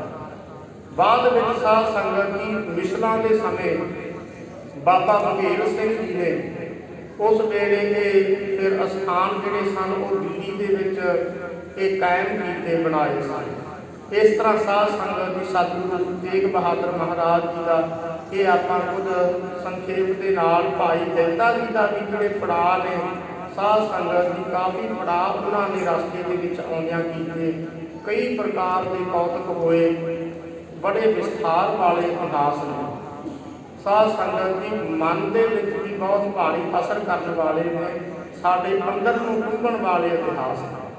ਸੋ ਆਪਣੇ ਕੋਲੇ ਸਮਾਂ ਨਹੀਂ ਸਾਰਿਆਂ ਦਾ ਵਿਸਥਾਰ ਕਰ ਸਕੀਏ। ਔਰ ਸਤਿਗੁਰੂ ਮਹਾਰਾਜ ਜੀ ਨੇ ਕਿਰਪਾ ਕੀਤੀ, ਰਹਿਮਤਾਂ ਬਖਸ਼ਿਸ਼ਾਂ ਕੀਤੀਆਂ। ਹਜ਼ੂਰ ਨੇ ਸਾਨੂੰ ਇਹ ਗੱਲ ਦੱਸੀ, ਨਾ ਕਿਸੇ ਨਾਲ ਧੱਕਾ ਕਰੋ ਤੇ ਨਾ ਕਿਸੇ ਦਾ ਜਿਹੜਾ ਕੀਤਾ ਹੋਇਆ ਧੱਕਾ ਸਹਾਰੋ, ਕਿਸੇ ਦੇ ਉੱਪਰ ਜ਼ੁਲਮ ਨਾ ਕਰੋ ਤੇ ਜ਼ੁਲਮ ਜਿਹੜਾ ਕਰ ਰਿਹਾ ਤੇ ਉਸ ਨੂੰ ਟਾਲਣ ਦਾ ਯਤਨ ਕਰੋ। ਸਾਧ ਸੰਗਤ ਦੀ ਸਮੇਂ ਸਮੇਂ ਦੇ ਨਾਲ ਇਹ ਧੱਕੇ ਹੁੰਦੇ ਆਏ ਨੇ। ਸੋ ਇਸ ਵਾਸਤੇ ਏਕਤਾ ਰੱਖੀਏ, ਏਕਤਾ ਕਰਕੇ ਤੇ ਔਰ ਇਸੇ ਤਰ੍ਹਾਂ ਸਤਿਗੁਰੂ ਜੀ ਦੇ ਚਰਨਾਂ ਵਿੱਚ ਬਾਣੀ ਪੜ੍ਹ ਕੇ ਸਿਮਰਨ ਕਰਕੇ ਅਰਦਾਸਾਂ ਬੇਨਤੀਆਂ ਕਰੀਏ। ਇਹਦੇ ਨਾਲ ਹਰ ਕੰਮਾਂ ਦੇ ਅੰਦਰ ਸਾਨੂੰ ਸਫਲਤਾ ਮਿਲੇਗੀ। ਸਮੁੱਚੇ ਪ੍ਰਬੰਧ ਦਾ ਔਰ ਪ੍ਰਬੰਧਕ ਵੀਰਾਂ ਦਾ ਬਹੁਤ ਹੀ ਸਨਮਾਨ ਤੇ ਸਤਿਕਾਰਯੋਗ ਪਿਆਰ ਵਾਲੇ ਭਾਈ ਸਤਨਾਮ ਸਿੰਘ ਜੀ ਹੋਰ ਆਪ ਸਾਰਿਆਂ ਨੂੰ ਸਿੱਖਾਂ ਦਾ, ਸੰਗਤਾਂ ਦਾ ਦਾਸ ਤਹਿ ਦਿਲੋਂ ਧੰਨਵਾਦ ਕਰਦਾ ਹਾਂ। ਵਿਚਾਰ ਕਰਦਿਆਂ ਸੁਣਾਉਂਦਿਆਂ ਗੁਰੂ ਦੇ ਇਤਿਹਾਸ ਨੂੰ ਭੁੱਲਾਂ ਗਲਤੀਆਂ ਨੂੰ ਖਿਮਾ ਕਰਨਾ ਜੀ। ਹੁਣ ਇੱਥੇ ਹੀ ਸਮਾਪਤੀ ਕਰੀਏ। ਗੁਰਫਤਿਹ ਪ੍ਰਵਾਨ ਕਰੋ ਜੀ। ਵਾਹਿਗੁਰੂ ਜੀ ਕਾ ਖਾਲਸਾ, ਵਾਹਿਗੁਰੂ ਜੀ ਕੀ ਫਤਿਹ।